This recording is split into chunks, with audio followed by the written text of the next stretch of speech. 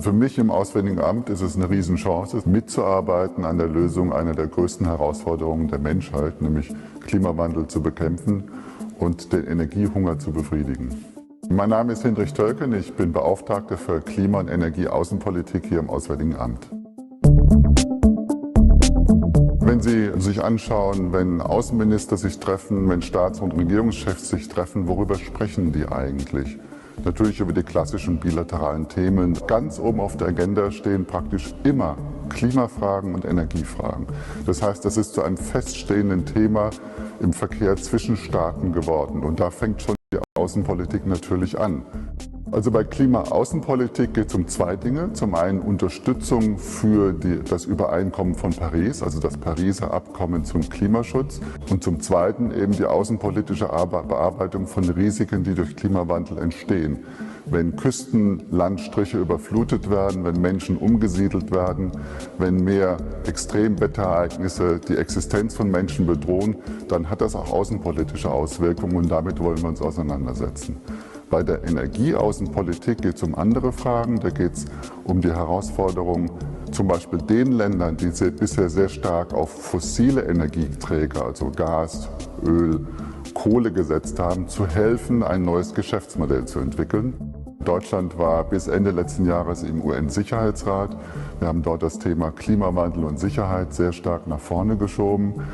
Wir haben eine neue Studie aufgelegt, eine wissenschaftliche Erforschung der Frage, welche außen- und sicherheitspolitischen Auswirkungen wird der Klimawandel auf die Menschheit haben. Ich glaube, es ist völlig legitim, dass jeder Staat seine nationalen Interessen verfolgt. Das tun wir auch. Es ist aber genauso wichtig, dass jeder Staat auch die globalen Ziele, die globalen Herausforderungen im Blick behält. Und da einen richtigen Kompromiss zu finden, ist je nachdem, wo man steht in einem Wahlzyklus oder je nachdem, wie eine Regierung zusammengesetzt ist, schwierig. Aber dazu führen wir den Dialog und wir sind auch guten Mutes, dass wir da vorankommen.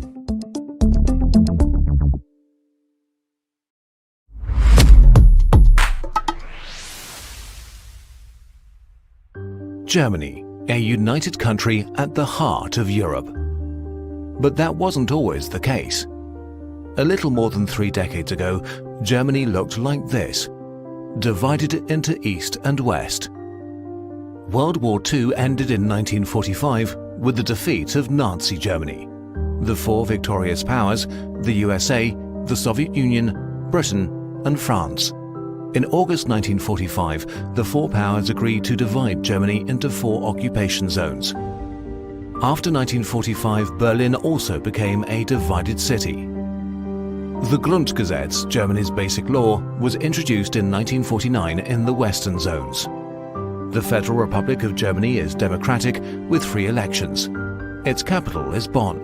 In the east, the German Democratic Republic, the GDR, is created under Soviet leadership. A dictatorship without free elections, without political opposition, with East Berlin as its capital. East Germany has no freedom of speech and the regime controls the press. Until 1961, people could move freely between the sectors. Before then, many people moved to the democratic West. The consequence, a clampdown. In August 1961, the East German regime built the wall. It separates friends and families from each other. What's known as the death strip is strictly guarded with trenches, barbed wire and sentry towers. The people of the GDR are no longer free. Anyone who tries to flee is shot. As the years go by, the people of the GDR become more and more dissatisfied. They long for freedom and civil rights. People organize and protest, and they are successful. They peacefully force the dictatorship to give up. The wall finally falls on November the 9th, 1989. Germany is reunified on the 3rd of October 1990. The former East and the former West are now a united and democratic country. All its citizens enjoy the same legal rights and freedoms. The lessons and experiences of its history also shape Germany's foreign policy. Germany promotes human rights and civil liberties around the world.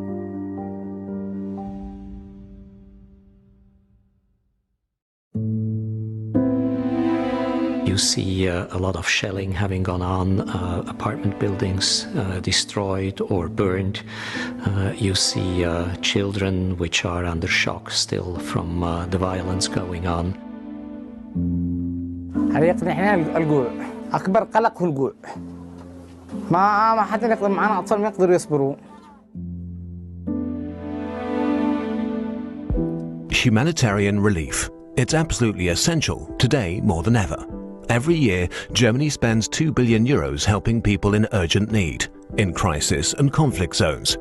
That makes Germany the second largest provider of humanitarian assistance in the world.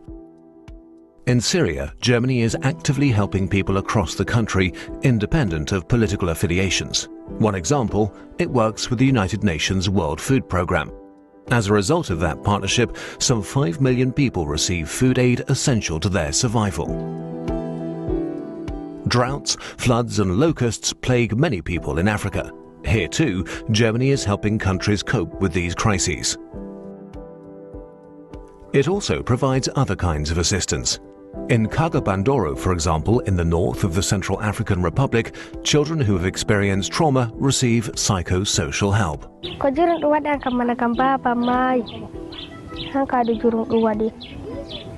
On the ground in humanitarian crisis regions, Germany delivers fast and efficient aid following natural catastrophes and man-made disasters like the devastating explosion in Beirut in August 2020. Working with the United Nations, Germany delivered food to people who were left with nothing after the explosion. Along with the United Nations, the Red Cross and the Red Crescent, Germany funds a range of NGOs. The top priority is to help people live in dignity. Fast and efficient assistance for the places that need it most urgently. Germany takes on responsibility for humanitarian relief to save lives and alleviate suffering.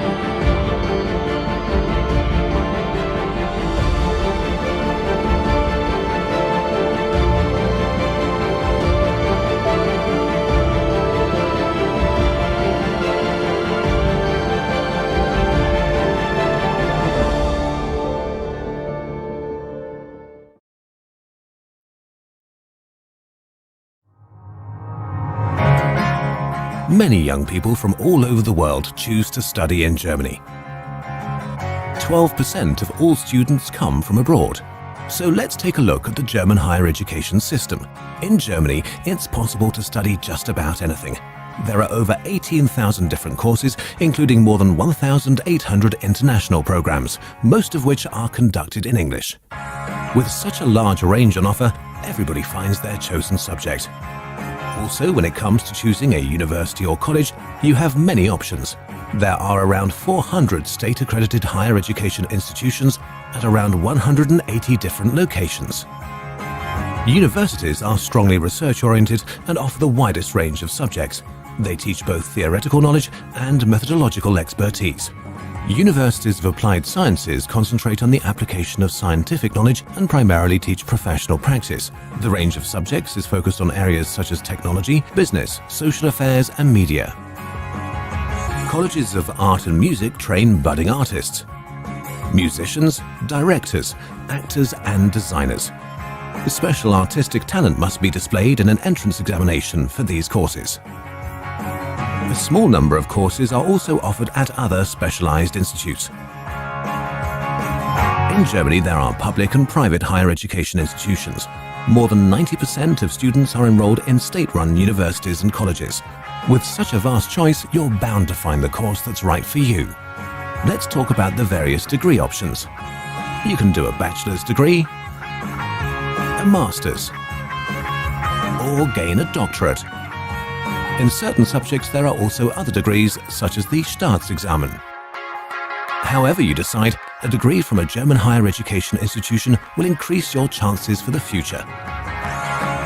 The cost of living in Germany is moderate compared with other countries around the world, and there are no tuition fees at most higher education institutions. In Germany, you receive first-class education with degrees that are recognized worldwide, and you are also offered excellent support. Ideal conditions for studying a course that furthers your career, whether in your home country or in Germany. So, what are you waiting for? Discover your international side. Study in Germany.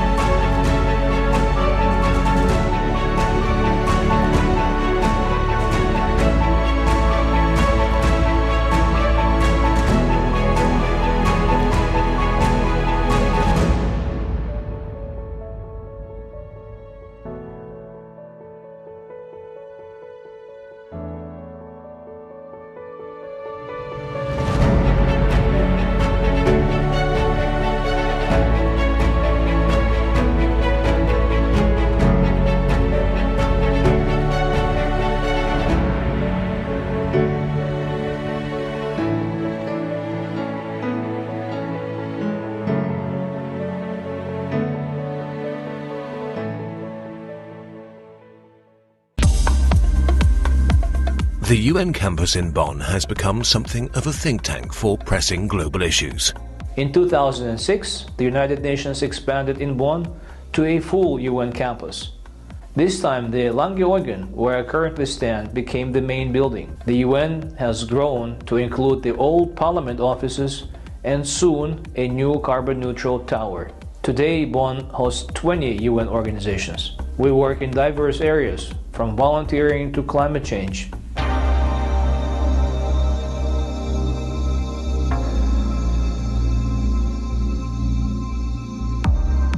Bonn is an international centre for conferences and a fulcrum of international cooperation, sustainable development policy and innovation. I think it's the perfect setting for creativity, for reflection, and then for gathering people. In the heart of Germany, an intercultural location for people from 175 countries, UN institutions, German ministries and authorities, NGOs, scientific and cultural institutions. A unique profile that continues to develop. For 25 years, the United Nations in Bonn and the Bonn UN campus have been a landmark for a sustainable future. incentives from here are sent around the world. Being home to the United Nations, federal institutions, science, media, culture and the civil society, Bonn is a place for cooperation and networking. Political, multicultural and open to the world. The UN campus in Bonn.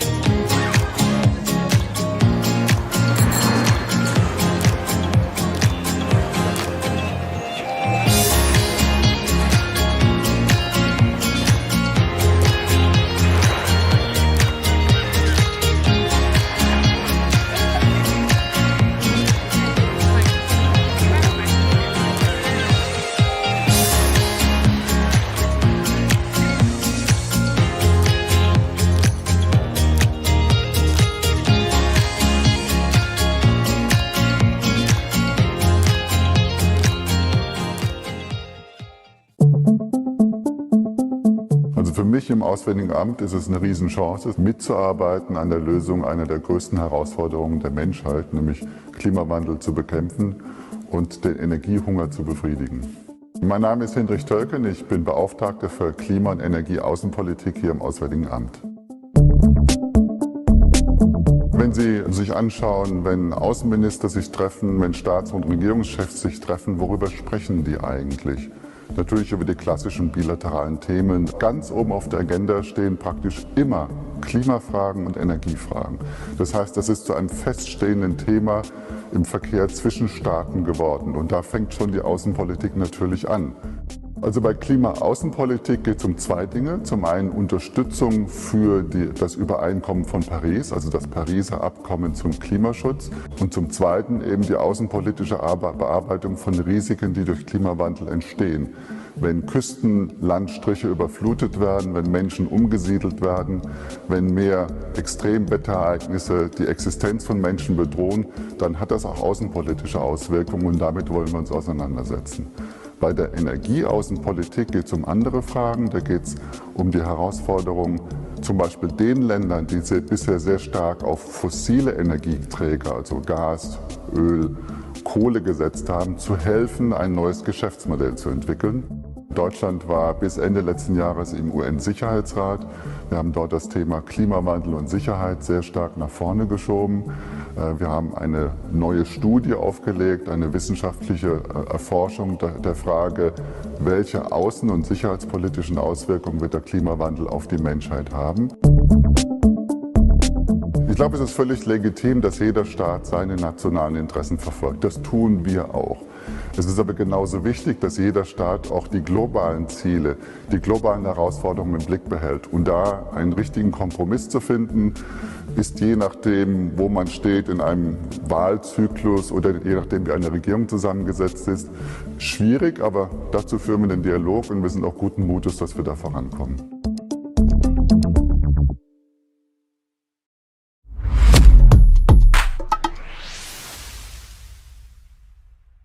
Germany, a united country at the heart of Europe.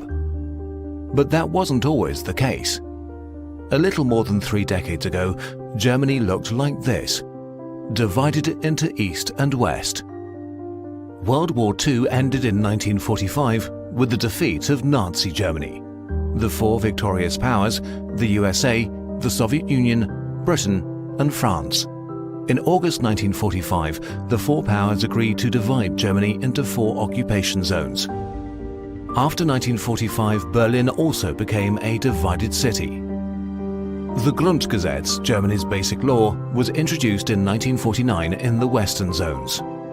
The Federal Republic of Germany is democratic with free elections. Its capital is Bonn.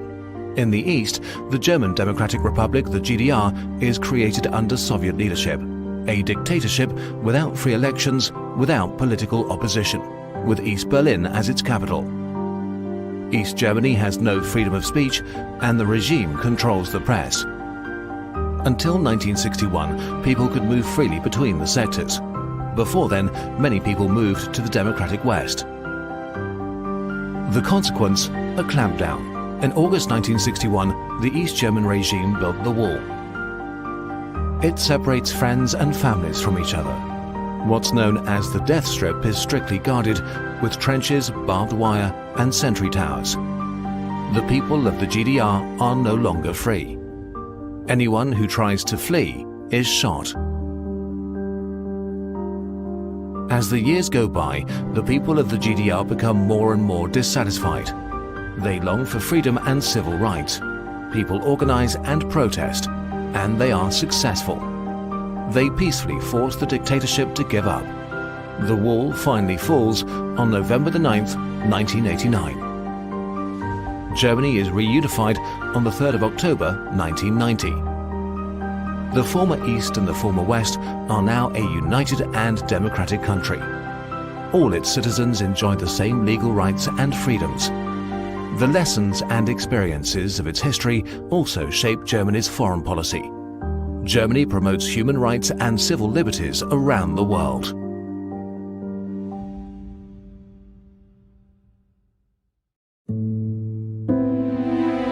You see a lot of shelling having gone on, apartment buildings destroyed or burned.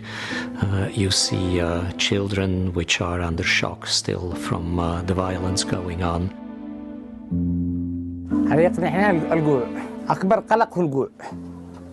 ما حد يقدر معنا أطفال ما يقدروا يصبروا.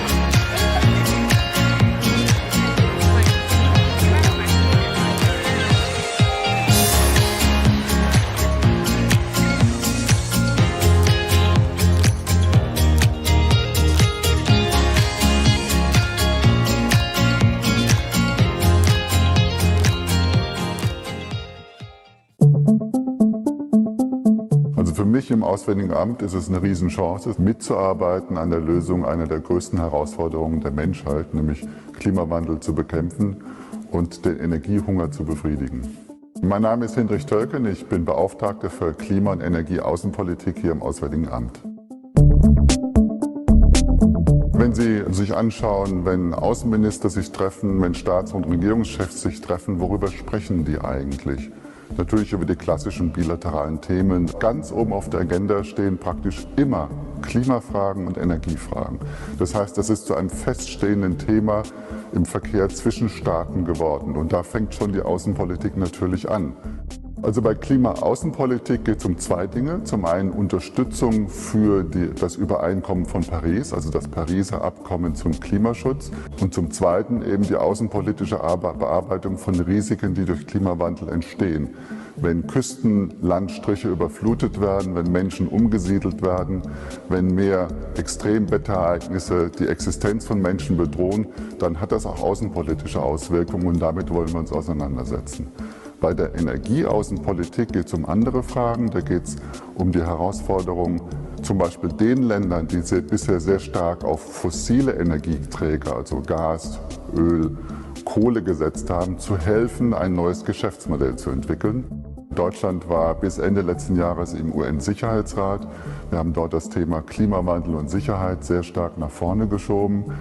Wir haben eine neue Studie aufgelegt, eine wissenschaftliche Erforschung der Frage, welche außen- und sicherheitspolitischen Auswirkungen wird der Klimawandel auf die Menschheit haben. Ich glaube, es ist völlig legitim, dass jeder Staat seine nationalen Interessen verfolgt. Das tun wir auch. Es ist aber genauso wichtig, dass jeder Staat auch die globalen Ziele, die globalen Herausforderungen im Blick behält. Und da einen richtigen Kompromiss zu finden, ist je nachdem, wo man steht in einem Wahlzyklus oder je nachdem, wie eine Regierung zusammengesetzt ist, schwierig. Aber dazu führen wir den Dialog und wir sind auch guten Mutes, dass wir da vorankommen.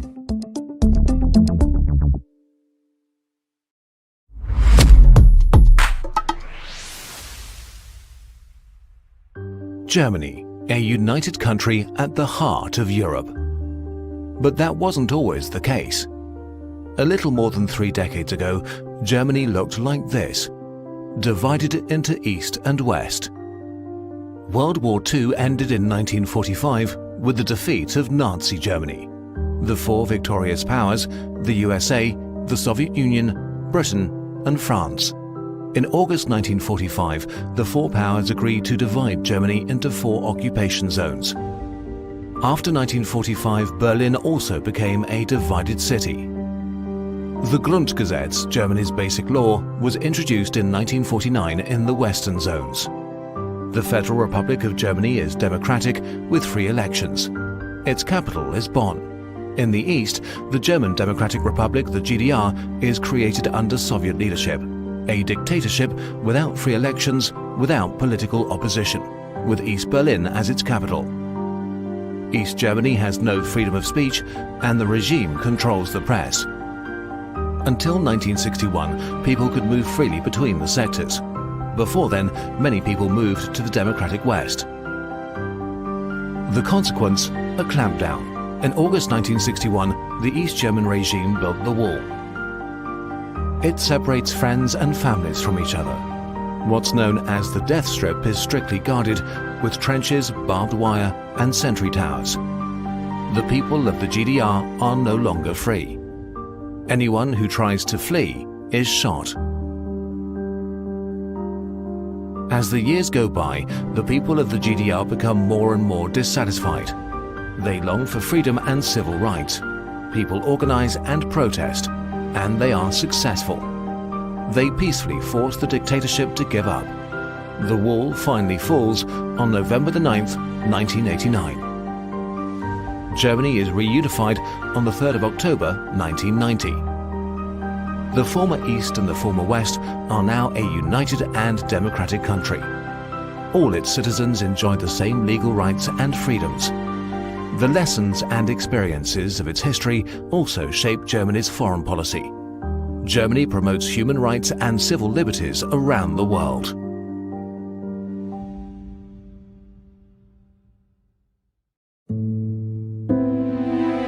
You see a lot of shelling having gone on, apartment buildings destroyed or burned. You see children which are under shock still from the violence going on. هل يقنعنا الجوع؟ أكبر قلق هو الجوع. ما حد يقدر معنا أطفال ما يقدروا يصبروا. Humanitarian relief, It's absolutely essential today more than ever. Every year, Germany spends €2 billion helping people in urgent need, in crisis and conflict zones. That makes Germany the second largest provider of humanitarian assistance in the world. In Syria, Germany is actively helping people across the country, independent of political affiliations. One example, it works with the United Nations World Food Programme. As a result of that partnership, some 5 million people receive food aid essential to their survival. Droughts, floods and locusts plague many people in Africa. Here too, Germany is helping countries cope with these crises. It also provides other kinds of assistance. In Kagabandoro, for example, in the north of the Central African Republic, children who have experienced trauma receive psychosocial help.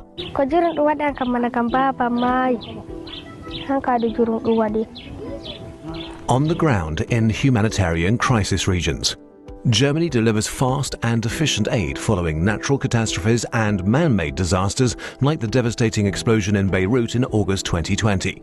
Working with the United Nations, Germany delivered food to people who were left with nothing after the explosion. Along with the United Nations, the Red Cross and the Red Crescent, Germany funds a range of NGOs. The top priority is to help people live in dignity. Fast and efficient assistance for the places that need it most urgently. Germany takes on responsibility for humanitarian relief to save lives and alleviate suffering.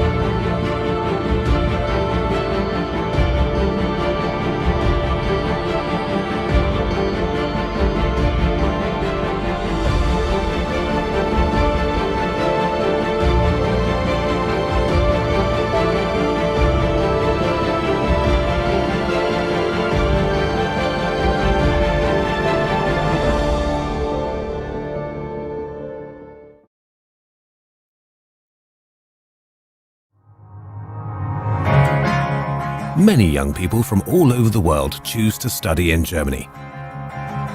12% of all students come from abroad. So let's take a look at the German higher education system. In Germany, it's possible to study just about anything.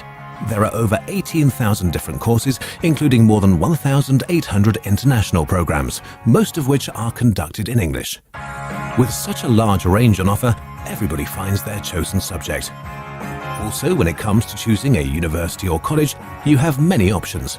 There are around 400 state-accredited higher education institutions at around 180 different locations. Universities are strongly research-oriented and offer the widest range of subjects. They teach both theoretical knowledge and methodological expertise. Universities of applied sciences concentrate on the application of scientific knowledge and primarily teach professional practice. The range of subjects is focused on areas such as technology, business, social affairs, and media. Colleges of art and music train budding artists, musicians, directors, actors, and designers. Special artistic talent must be displayed in an entrance examination for these courses. A small number of courses are also offered at other specialized institutes. In Germany, there are public and private higher education institutions. More than 90% of students are enrolled in state-run universities and colleges. With such a vast choice, you're bound to find the course that's right for you. Let's talk about the various degree options. You can do a bachelor's degree, a master's, or gain a doctorate. In certain subjects, there are also other degrees, such as the Staatsexamen. However you decide, a degree from a German higher education institution will increase your chances for the future. The cost of living in Germany is moderate compared with other countries around the world, and there are no tuition fees at most higher education institutions. In Germany, you receive first-class education with degrees that are recognized worldwide, and you are also offered excellent support. Ideal conditions for studying a course that furthers your career, whether in your home country or in Germany. So, what are you waiting for? Discover your international side. Study in Germany.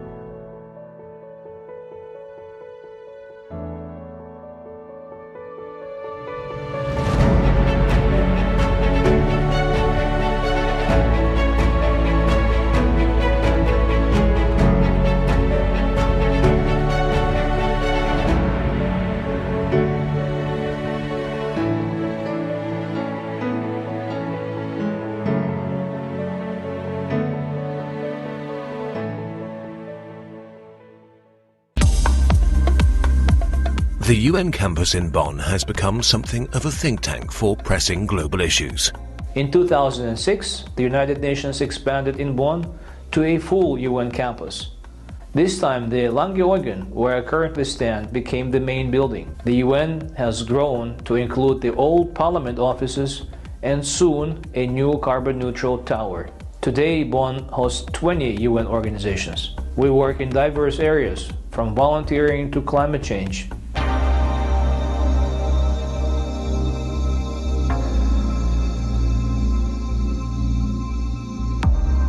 Bonn is an international centre for conferences and a fulcrum of international cooperation, sustainable development policy and innovation. I think is the perfect setting for creativity, for reflection, and then for gathering people. In the heart of Germany, an intercultural location for people from 175 countries, UN institutions, German ministries and authorities, NGOs, scientific and cultural institutions. A unique profile that continues to develop. For 25 years, the United Nations in Bonn and the Bonn UN campus have been a landmark for a sustainable future. Incentives from here are sent around the world. Being home to the United Nations, federal institutions, science, media, culture and the civil society, Bonn is a place for cooperation and networking. Political, multicultural and open to the world. The UN campus in Bonn.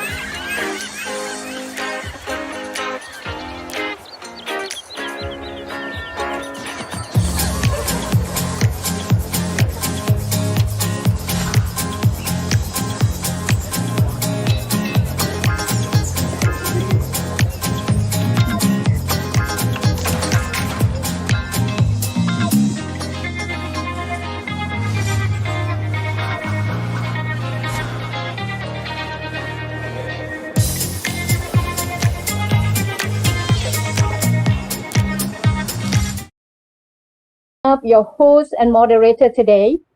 Please allow me to do a very quick scene setting for today's event.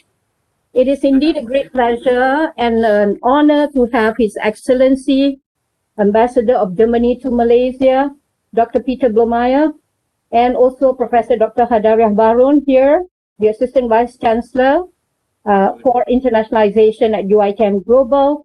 So once again, thank you very much, His Excellency, for taking time of your very busy schedule to deliver the lecture today.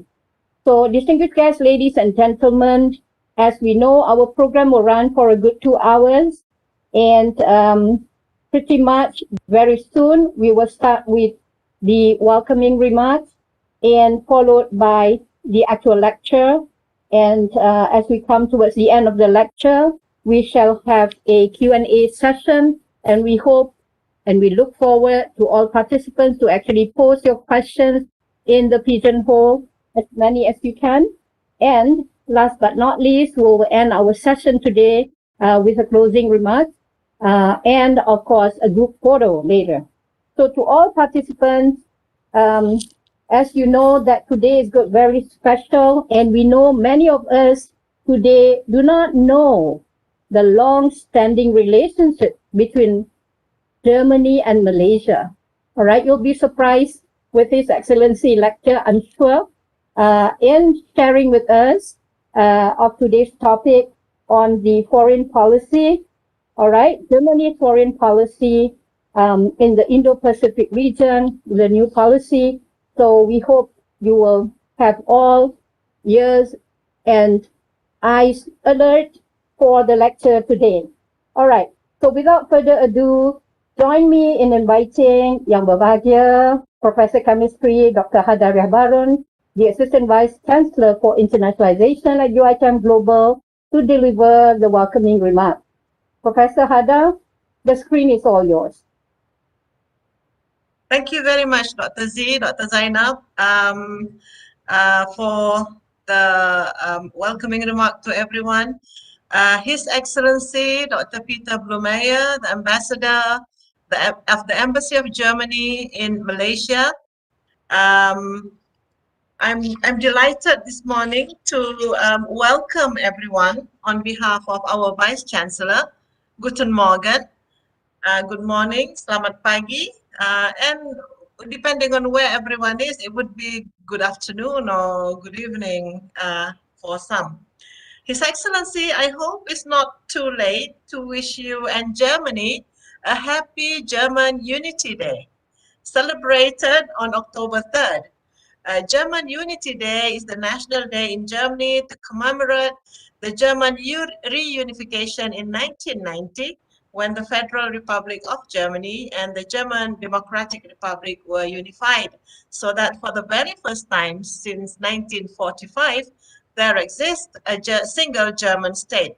Congratulations, Your Excellency. I am delighted to be here today for the 7th Ambassadorial Lecture Series of UiTM by His Excellency Dr. Peter Blomeyer, the Ambassador of Germany. I would like to thank Your Excellency for making the time to share your vast international experience with us this morning. I am also very happy to welcome our online audience who are eager to listen to the topic of Germany's foreign policy in the Indo-Pacific region. Today's event marks a positive step towards acknowledging and celebrating our partnership with the Embassy of Germany in Malaysia. We hope to develop stronger network and global institutions and organizations in Germany to place UiTM on the international scene and make an impact globally.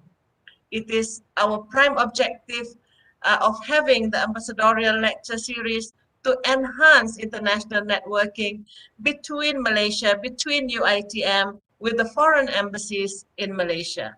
Despite the pandemic, we have been successful in connecting our partners via online platform, and I hope today's event will enhance our global thinking whilst creating partnership and collaborations with international partners at other departments and faculties in the university for mutual benefit. Distinguished guests, ladies and gentlemen, understanding foreign policy is important for UITM students. Students need to understand the overarching thrust of foreign policy to safeguard Malaysia's sovereignty and national interests, as well as to contribute meaningfully towards a just and equitable community of nations through the conduct of effective diplomacy. Today's topic explores Germany's foreign policy in the Indo-Pacific region. And as we know, the landscape of higher education has been very much changed since the pandemic. Border closures have prevented physical student mobility programs from being carried out. But slowly, we are now opening up our borders, and that will become possible soon, hopefully. In the meantime, it is incumbent upon us to expose our students to the broadest international topics as much as possible in an online event such as this one. The culturally and globally aware students are pivotal for the well-functioning 21st century UITM community. Constructive relationships with international partners broaden the students' minds to be more globally aware. And this is why students' global experience in whatever shape and form is very, very important. Ladies and gentlemen, allow me to recap that Germany-Malaysia bilateral ties, political relationship between Malaysia and Germany are very, very close and friendly, and it's based principally on the two countries' intensive economic relationship. Germany sees Malaysia as an important partner in the Southeast Asia and as a prominent representative of the Islamic world. The first ever visit to Malaysia by a German head of government was in May 2003 by then Federal Chancellor Schröder. Since then, Malaysia and Germany enjoy regular mutual visits, including the ASEAN Parliamentary Group of the Bundestag in March of 2019 and Munich Security Conference in February of 2020. Annual political consultations between representatives of the respective ministries of foreign affairs complement the high-level visits. On the home ground, UITM's engagement with German universities are very, very active despite the pandemic. We have engaged in various programs on students and staff exchange, research attachments, joint research, invited speakers, professors, professional training, as well as joint conferences and seminars. Indeed, there is a strong partnership between UITM and German universities. To date, we are actively engaged with 6 German universities. We have cemented Memorandum of Understandings, Memorandum of Agreement with our partners, namely Afridat UG Haftung Bechkrant, Bernard Nocht Institute for Tropical Medicine, Hochschule Frankfurt am Main, Hochschule Hannover University of Applied Sciences and Arts, Universitat Hamburg, and ZBW Leibniz Information Center for Economics. This makes Germany UITM's 12th partner country and the 3rd in Europe with the most agreements that we have signed between us. Ladies and gentlemen, for your information, in the 90s and the first decades of 2000, we were also sending JPA and MARA sponsored students to German Hochschulen through INTEC. We had a vibrant A-level German and German language programs, and our students were taught by native German speakers. After the students gained 1,000 hours of German, they were ready to enroll in the Hochschule and study engineering there. The students also underwent Vorpraktikum at the German Malaysia Institute, GMI, in Kuala Lumpur before leaving for Germany. The mutual trust between German universities and UITM had helped to develop stronger networking and collaboration, especially for the higher education of this country and Germany as well. The strong relationship was illustrated via various virtual programs before and during the pandemic. UITM also has established a very, very close relationship with the embassy in this event. This gesture shows the excellent camaraderie between UITM and the embassy, and moving forward, we hope to work on further collaborations. Ladies and gentlemen, our distinguished speaker today, His Excellency Dr. Blomeyer, will highlight Germany's foreign policy in the Indo-Pacific region. The topic is apt and timely as we can relate our development based on our foreign relationship. To quote John F. Kennedy, the 35th US President, the purpose of foreign policy is not to provide an outlet for our own sentiments of hope or indignation. It is actually to shape real events in a real world. With that, distinguished guests, ladies and gentlemen, we look forward to the talk by His Excellency. We hope you will be able to take away important key points highlighted by His Excellency, Dr. Peter Blomeyer. Dankeschön. Thank you very much.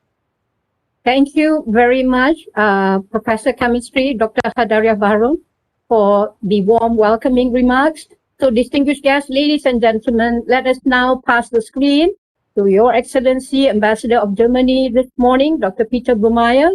So join me in welcoming His Excellency, Dr. Peter Blomeyer, to deliver his lecture today entitled Germany's Foreign Policy in the Indo-Pacific Region. His Excellency, the screen is all yours.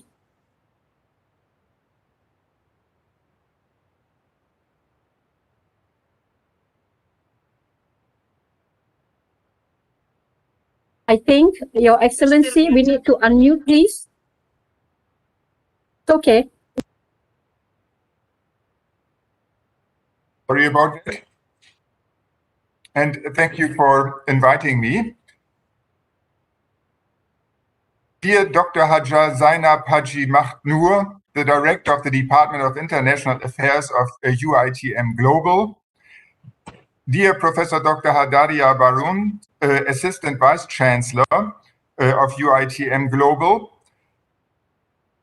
First and above all, dear students, distinguished guests, I would like to express my gratitude for inviting me and giving me a chance to present to you Germany's foreign policy in the Indo-Pacific region. When we look at our subject, we first need to identify what is the Indo-Pacific region. The term Indo-Pacific region is relatively new. It is not clearly delineated in geographic terms, and it is defined variously by different actors. The German government describes in its policy guidelines for the Indo-Pacific to be the entire region characterized by the Indian Ocean and the Pacific Ocean. Thus, it reaches from the shores of the African coast of the Indian Ocean all the way to the American coast of the Pacific Ocean, each with its riparian states. It comprises the biggest economies in the world, such as USA, China, Japan, and in due time also India. And it comprises Southeast Asia with Malaysia in the very center of this Indo-Pacific region. Strategic projections compete here with each other, and global value chains are intertwined here. So what is the German view onto this region? What are Germany's interests here? What are the leading principles of our policy towards this region? Can Germany be considered an autonomous actor in this region? And what is Germany actually doing here? Before we approach this, our topic of today, let us have a look back to the past of Germany's engagement in the Indo-Pacific region. And I would like you to also have a view onto Germany as the actor here. Therefore, I think it is necessary to look back.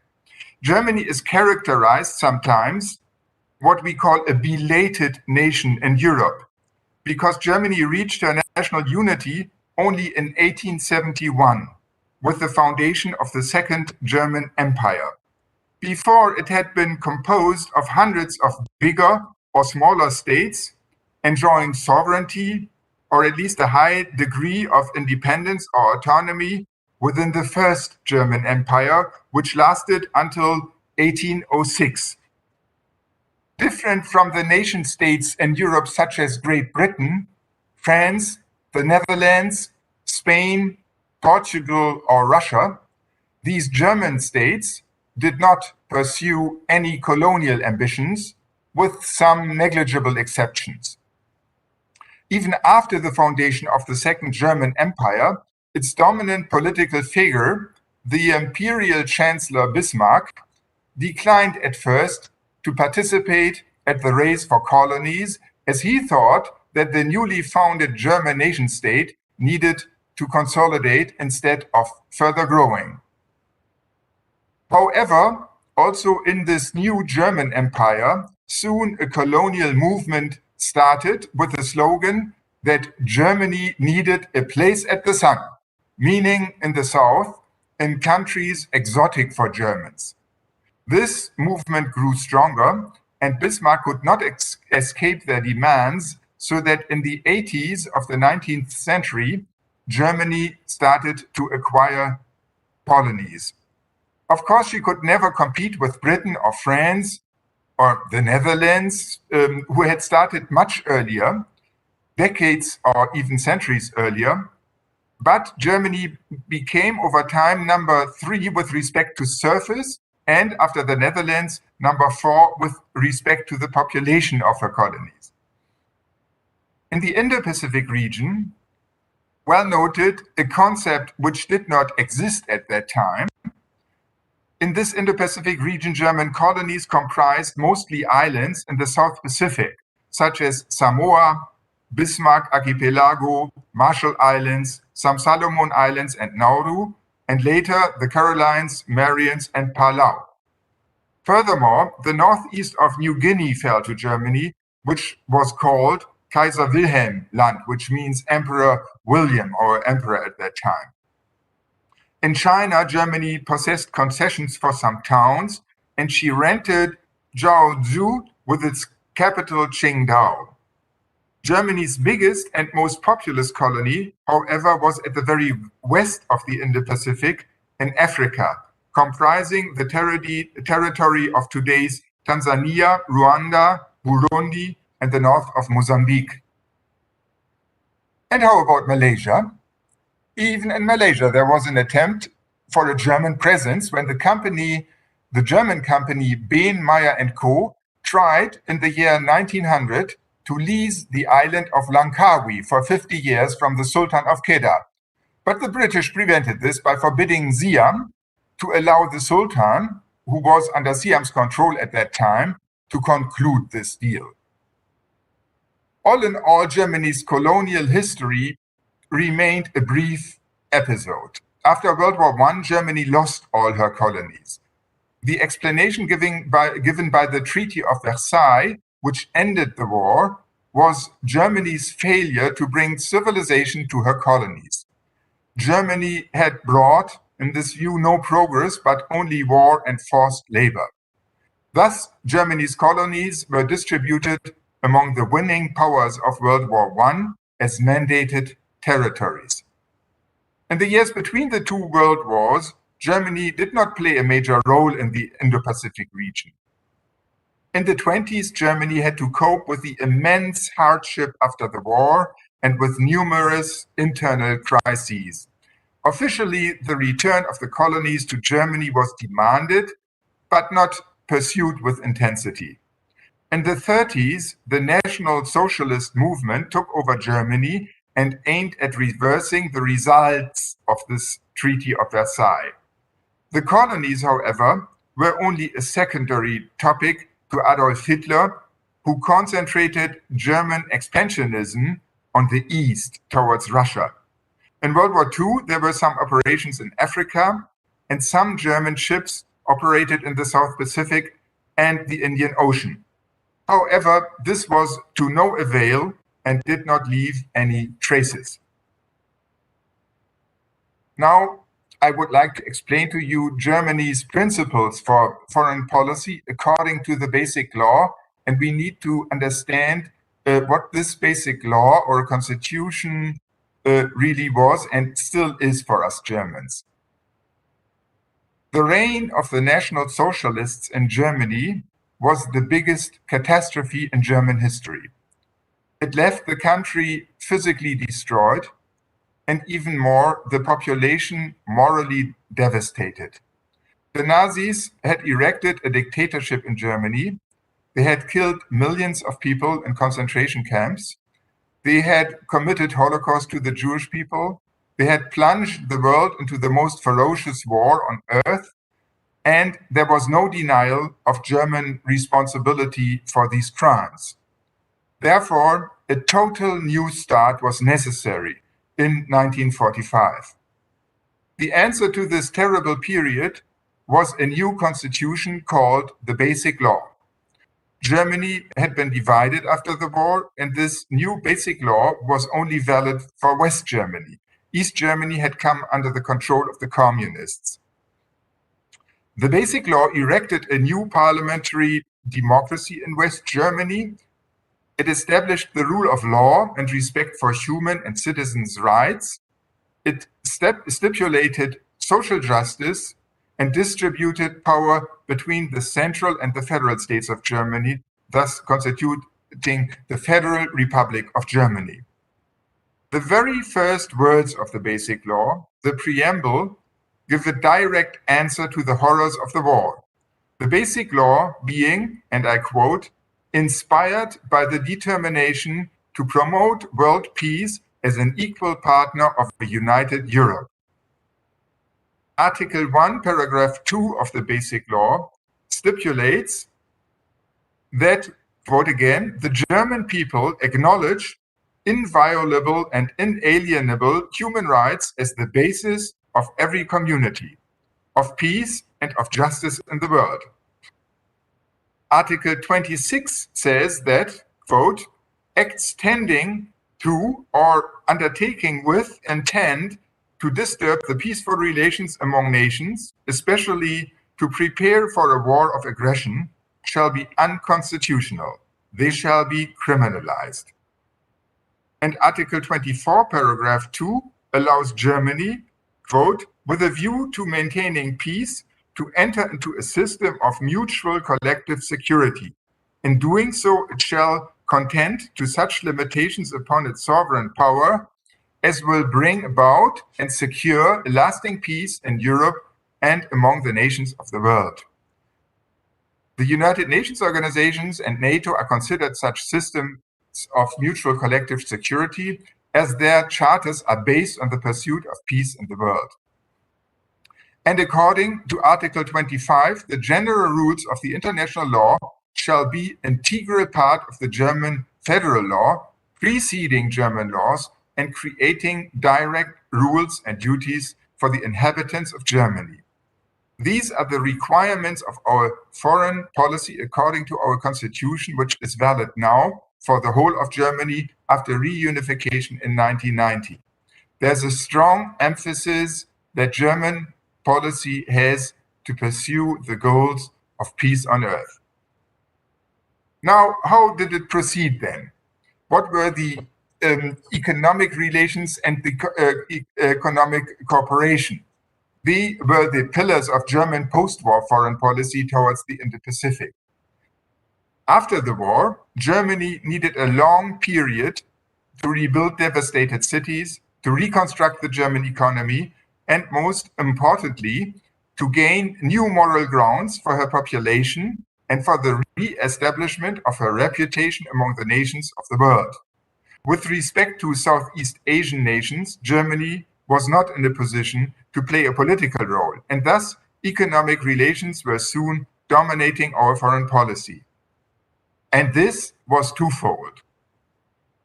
As soon as Germany came back on her feet economically, she established a development policy with the aim to support economic growth, supposed to benefit poorer social stratums in foreign countries. In 1961, the Ministry of Economic Cooperation was founded for this purpose. The most important implementing agencies were the GTZ, today GIZ, for technical cooperation, and the KfW, the Bank for Reconstruction, for financial cooperation. Both institutions, by the way, have also worked in Malaysia for a long time, until Malaysia became a middle-income country. And even today, GIZ is active in Malaysia in the framework of regional projects. KfW also, by the way, was the bank in charge of reconstruction of Germany. And later it shifted its purpose and became the bank for reconstruction also outwards. So this was one pillar. The other pillar was and is the economic exchange between Germany and the nations of the Indo-Pacific region. There, you need to know about the high relevance foreign trade has for the German economy, us being the third largest exporter and importer worldwide. The German economy, which is the fourth largest in the world, accounts for 7.2% of global trade. Our trade volume in relation to GDP is approximately 88%, which is the highest rate among G7 members. More than 1 in 4 jobs in Germany depends directly or indirectly on exports. Among our trade and investment partners, the importance of the countries of the Indo-Pacific has steadily increased. Trade with RCEP member states makes up for around 15% of German trade, and investments made in RCEP countries sum up to approximately 180 billion euro. Our strong and thriving economic relations with Malaysia reflect this. Bilateral trade amounts to over 14 billion euro a year, and with some 700 German companies active in Malaysia, the German business community is represented throughout various industries. Germany has also consistently been among the main contributors of FDI in Malaysia. The very good framework conditions for investors have made Malaysia become the favored place of German companies in the region. Both global players and small, often family-owned companies from Germany are engaged in Malaysia, among them many market leaders in their respective sector. They have not only been successfully investing, producing, and researching in Malaysia for many years, but they have also contributed considerably to the well-being in Malaysia by employing, teaching, training, and transfer of know-how. About 150 of our companies operate production plants here, e.g. for electronics, chemicals, or vehicles. As the Malaysian market is too small for most of them, most German companies producing here also use Malaysia as an important regional hub for Southeast Asia and beyond. So economy was in the past the main and most important pillar of our relations with the region. Now, what is our relation? What is Germany's perception of the region today? Considering the importance of foreign trade to Germany, it is not surprising that economic relations have been the priority of German foreign policy in the past. And this is going to stay. With decades of economic growth in this region, we could witness a gradual shift of the center of economic gravity from the Euro-Atlantic to the Indo-Pacific. Therefore, Germany has some vital interests in the region, in open markets, in functioning sea routes, in sustainable supply chains, in standards and regulations. This, by the way, are interests we have in common with Malaysia. We observe that these interests do not remain unchallenged. There are a number of worrying factors. One is the emerging US-Chinese rivalry. We observe an increasingly assertive China, which is pursuing not only legitimate economic interests in the exchange with other countries of the region, but using her economic clout also for pursuing political aims. Also, we observe an increasingly aggressive posture of China towards the riparian countries of the South China Sea, driven by legitimate territorial claims. This is worrying. Also, China's posture towards Taiwan is worrying, as her posture towards Japan. It has prompted reactions by other Indo-Pacific powers, as the United States, with their FONOPs operated in the South China Sea, or lately the foundation of AUKUS, together with the United Kingdom and Australia. With tensions escalating, it becomes increasingly difficult to avoid bipolarity.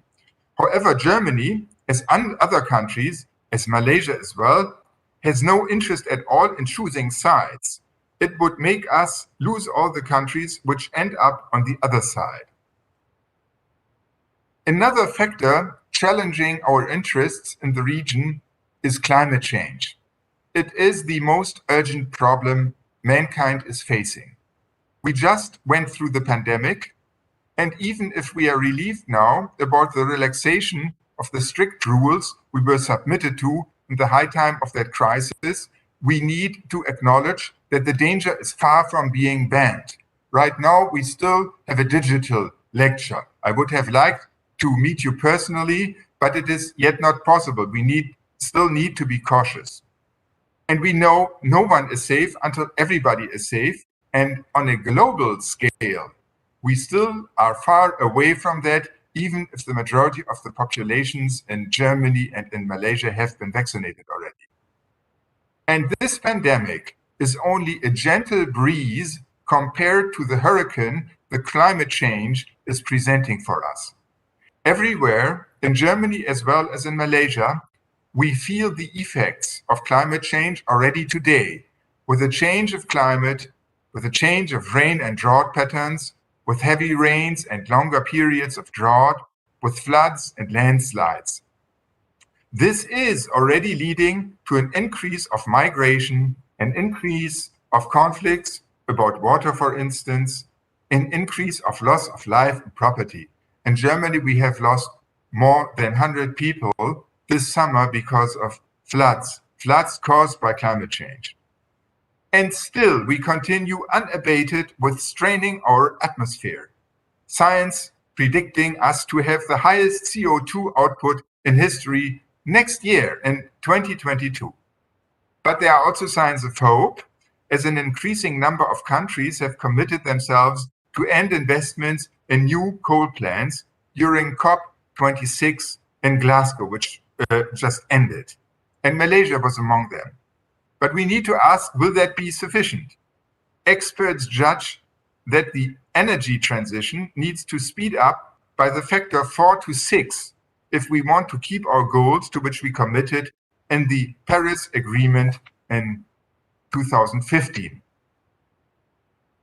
Well, this is the setting in which Germany then issued her policy guidelines of the federal government of Germany for the Indo-Pacific.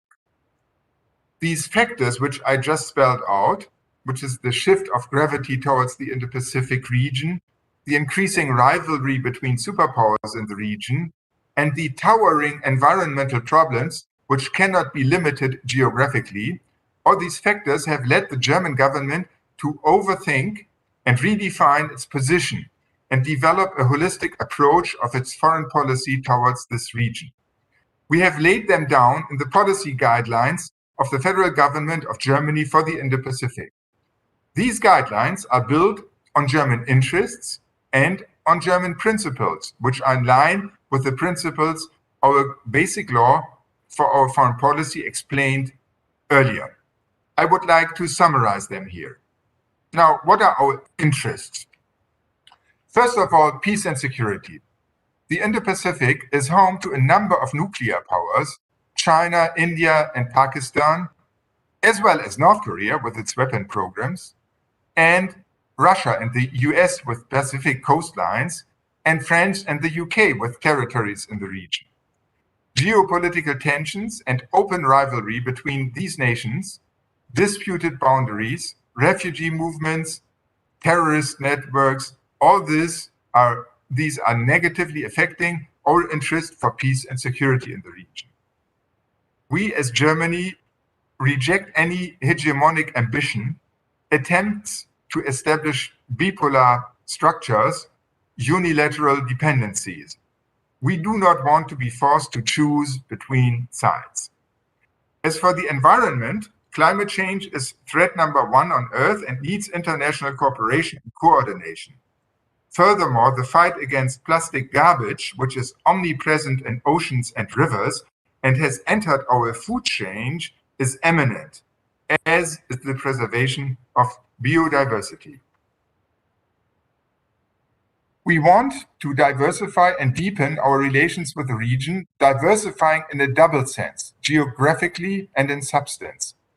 Whilst maintaining our strong economic relations with China, we want to strengthen our ties to Southeast Asia, and we want to extend and deepen them on a number of other fields, such as multilateralism, environment, human rights and the rule of law, digitization, connectivity, science, education, and culture, including access to fact-based information and the fight against fake news. Then we have a staunch interest in open shipping routes. 90% of world trade is conducted by sea.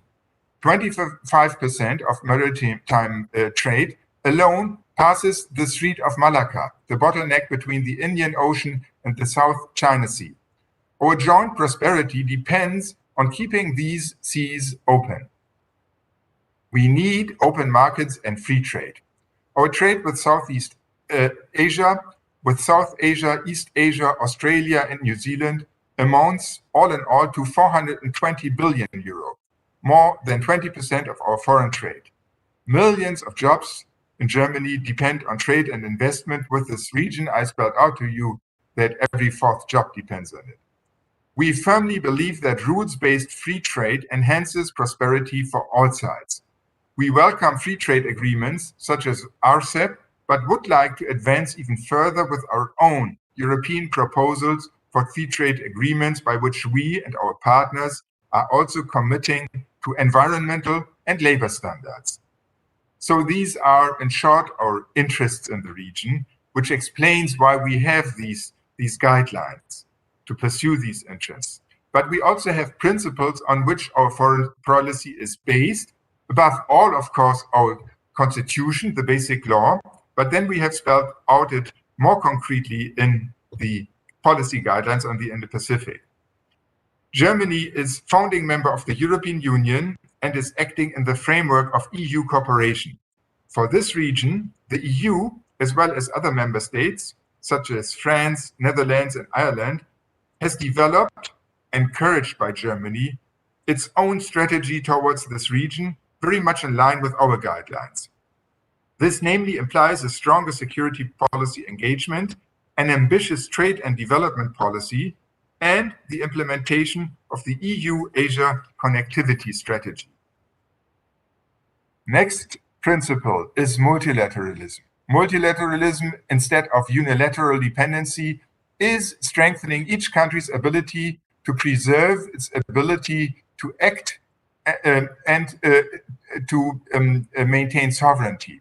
Germany is committed to work in the framework of the United Nations, the EU, G7 and G20, and with partners such as ASEAN. We have initiated the Alliance for Multilateralism, to which also Malaysia became a member this year. Part of it is Germany's commitment to the 2030 agenda with its 17 sustainable development goals. We are committed to the rules-based order, reigning instead of the law of the stronger. This is applying specifically to the shipping routes through the Indian Ocean and the Pacific. The UN Convention on the Law of the Sea, UNCLOS, is mandatory for all countries, as are the decisions of the respective International Tribunal for the Law of the Sea, which, by the way, is situated in Hamburg, in Germany. I have already pointed out that human rights, inclusivity, and a partnership among equals belong to our principles as well. Our basic law in Germany stipulates in its very first article that human dignity shall be inviolable. We believe that eventually this should also be the guideline in international relations, in relations with the Indo-Pacific, in relations with Malaysia. That is what German foreign policy stands for here and worldwide. Now, what conclusions do we draw from these standards? We have stipulated a number of initiatives which I would like to present to you. Within our policy guidelines for the Indo-Pacific, there are 7 policy fields. And in each of them, we have defined a number of initiatives which we want to pursue with our partners in the region. And I would like to give you now examples. These examples are not a mere enumeration, but I think that it is also interesting to see the broad spectrum of cooperation which we can aim for between the EU and ASEAN, and also between Germany and Malaysia. So one chapter deals with strengthening of multilateralism.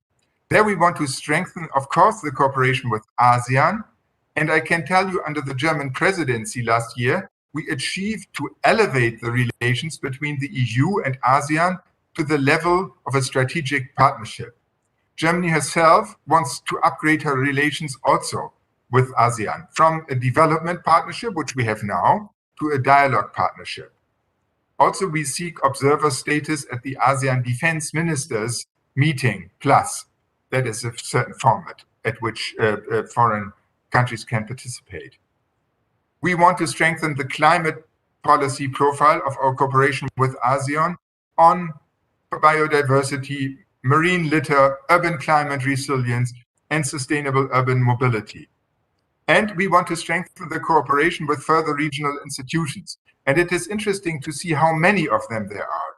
And not all are very well known. We think of the Pacific Islands Forum, the Mekong River Commission, the Bay of Bengal Initiative for Multi-Sectoral Technical and Economic Cooperation, and the Indian Ocean Rim Association. And of course, we need to strengthen our cooperation within the UN family. Malaysia just has been voted into the Human Rights Council of the United Nations with the support of Germany. I want to congratulate you for this success also from this place. So the next chapter deals with climate change and protection of the environment. Also, there are a number of initiatives are necessary, which of course aim first and foremost at the substantial reduction of emissions of climate gas. And we have initiated also a Powering Past Coal initiative to which we would like to invite also Malaysia.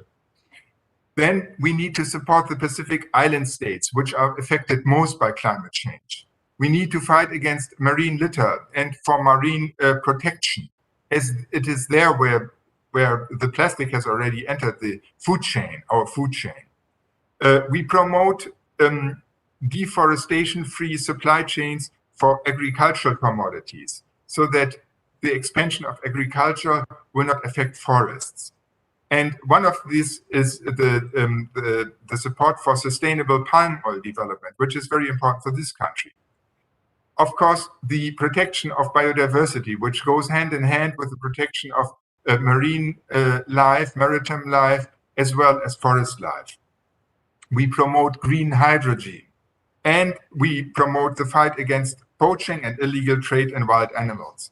There are many more things to be named here, but I stop at this and I go over to the strengthening of peace, security, and stability. There we want to safeguard the principles of UNCLOS, the United Nations Convention on the Law of the Seas, with its international court in Hamburg.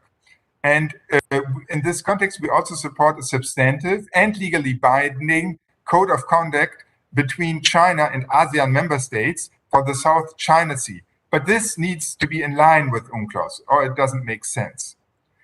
Strengthening security and defense cooperation with partners of the region is one point. We have, for instance, a few years ago installed a defense attaché within our embassy for this.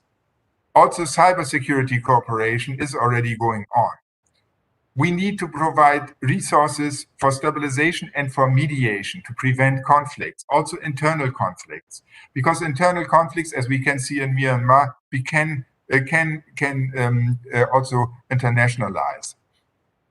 Measures for civil crisis prevention, conflict management, and peace building, such as combat violent extremism and work on the root causes of violent conflicts, is also to be named in this context.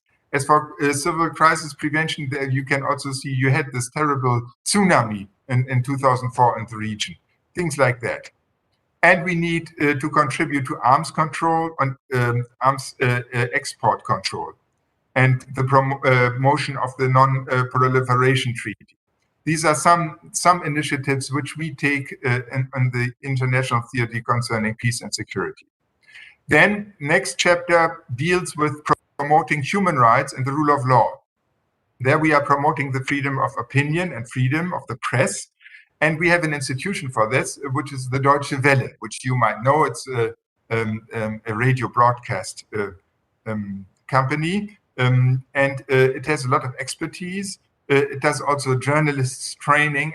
Malaysian journalists are also participating there.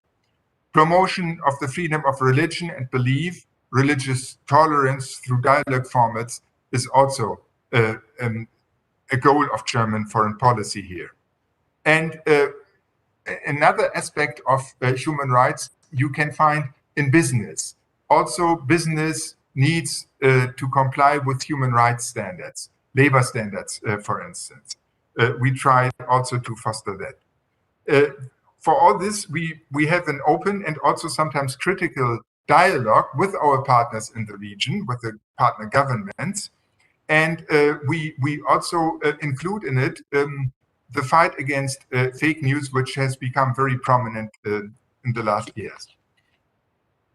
Now, another chapter is concerning the economy. It's the strengthening of a rules-based, fair and sustainable free trade.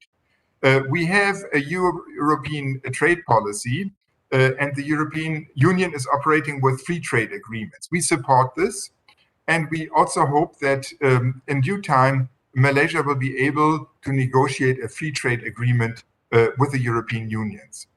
Of course, we also want to improve the market access for German companies. We want to support the diversification of supply chains and our chamber network. But for Malaysia, I think it is interesting that we support vocational training projects in our partner countries, and this is also true for this country. And we want to ease the access of students, skilled workers, and specialists to Germany for studies and training purposes. Now, a new field of our cooperation has become the rules-based networking and digital transformation. We have a EU-Asia connectivity strategy at EU level, and we want to strengthen the implementation. I think also it is necessary to spell it out for sub-regions, for instance, for ASEAN. And that is what we want to do, increase the EU-ASEAN cooperation in the sphere of connectivity and to work for a partnership here. And we need for these connectivity projects also stringent standards and sustainability. And we need financing. So this is all what we stand for. And I would like to give you one example for an achievement in this chapter. That was an EU-ASEAN Comprehensive Air Transport Agreement, CATA, which could be concluded only this year. Last but not least, and I think for a university of high importance, is the chapter bringing people together through culture, education, and science. We want to expand funding measures for German scientists who cooperate in joint research projects with partners in the Indo-Pacific. And your university also has a number of partners in Germany, and they can always rely on this, and they can also make it a point of reference. So if you talk to your German partners, please tell them to make these this guidelines on the Indo-Pacific a point of reference in their discussions with the ministries, because you also need to convince the ministries to correspond to these guidelines. And of course, we want to engage in the area of academic exchange and for cultural preservation. That is another important aspect, and advocate the freedom of cultural professionals and scientists within the framework of cultural relations and education policies. These are some of the initiatives which we want to take in the region, also with Malaysia. The task of our embassy is to spell this out. And you can rightly ask, how are you going to do this? What is your network? Our network is there. We have a large network of institutions within the region charged with implementing the concrete policies on the different fields, which I just spelled out to you within our guidelines for the Indo-Pacific. First, I might name ourselves, the embassies, which represent Germany in all countries of the region. Everywhere we have embassies. In many of them, we have general consulates and honorary consuls.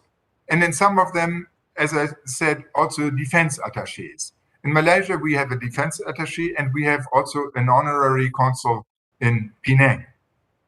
Then we have our chamber network, chambers of commerce and industry, charged with servicing our German companies, but not only them, also the companies in the region, Malaysian companies here.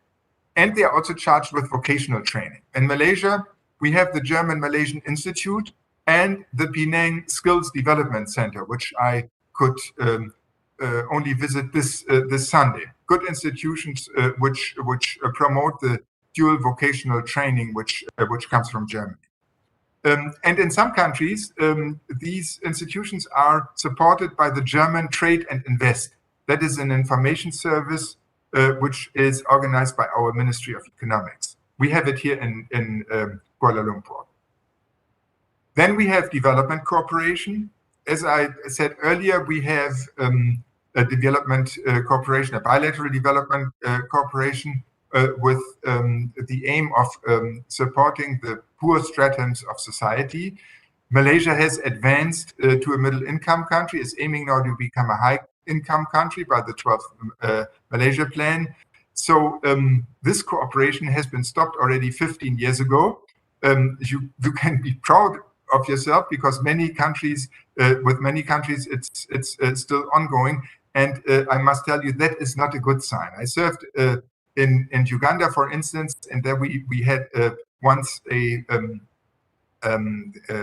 sort of celebration of 50 years of cooperation between Uganda and Germany, and we had a panel discussion there, and all panelists, all coming from Uganda and from the region there, said, actually, it's no reason to celebrate if you still need to support us after 50 years.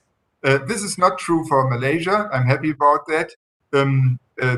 So that we do not have this bilateral development partnership anymore, but we do have a regional development partnership. That is to say, we have projects still by the GIZ conducted, in which Malaysia is included, for instance, on the environment, which I think is good. And we also have global partnerships with a number of countries. So then, last but not least, culture and education. Our central institution for promotion of the German language and for cultural cooperation is the Goethe Institute, which has representations in most countries of the Indo-Pacific, also in Malaysia. Their aim is to promote the German language. They do language courses and also numerous cultural projects. Then we have initiated a cooperation with schools in the region teaching Germans. It's called the Partners for the Future Initiative. We call them PASH schools. In Malaysia, we have 9 schools here who are members of this network. And I like to emphasize at this occasion that it is really worthwhile, even in a country as Malaysia, to learn German. because in German, you have access to universities for free. If you can speak German, and if you have a high school diploma, which is considered equal to the German high school diploma, then you can apply to enter a German university and study there without paying anything. I think that is a high advantage compared to the Anglo-Saxon countries. And by now, we even have more than 1,500 Malaysian students who are studying in Germany. Actually, we do have an institution also for that, for the promotion of academic exchange. It's called the German Academic Exchange Service, DAAD, which also is represented in various countries across the region and also in Malaysia. So I don't know whether you are familiar with this, but we do have a representation of this service here. So these are some of the institutions. I could name many more. We also have many more here in Malaysia who deal with German and Malaysian exchange. But I interrupt myself here. I have talked enough now. My tongue is hurting. And now I'm most interested in your questions, your comments, your protest, if you have any, and a vivid discussion. Thank you very much. Thank you very much, His Excellency, for the very insightful and engaging indeed lecture, sharing a lot. Yes, both countries, we know Malaysia and Germany has come a long way, but from the very recent policy that you have actually shared with us, of course, we look forward to the future and many more developments between Malaysia, Germany, and of course, the Indo-Pacific region. As mentioned, you know, the outlining of all the initiatives and the chapters and the interests of Germany for its future developments with Malaysia. And I think, you know, it's making us more and more closer because there were a lot of things in common that Excellency has actually listed out. And of course, for us, University of Technology Mara, what will be of immediate is, of course, our partnerships and also moving beyond those MOUs and MOAs with our partners and leveraging on all the latest policy on how cultural and education, right, can move forward. So that's just a few things. So of course, it is time, and I know there are you know, a strong interest today with our students and our faculty members and of course our partners who have been invited to this lecture.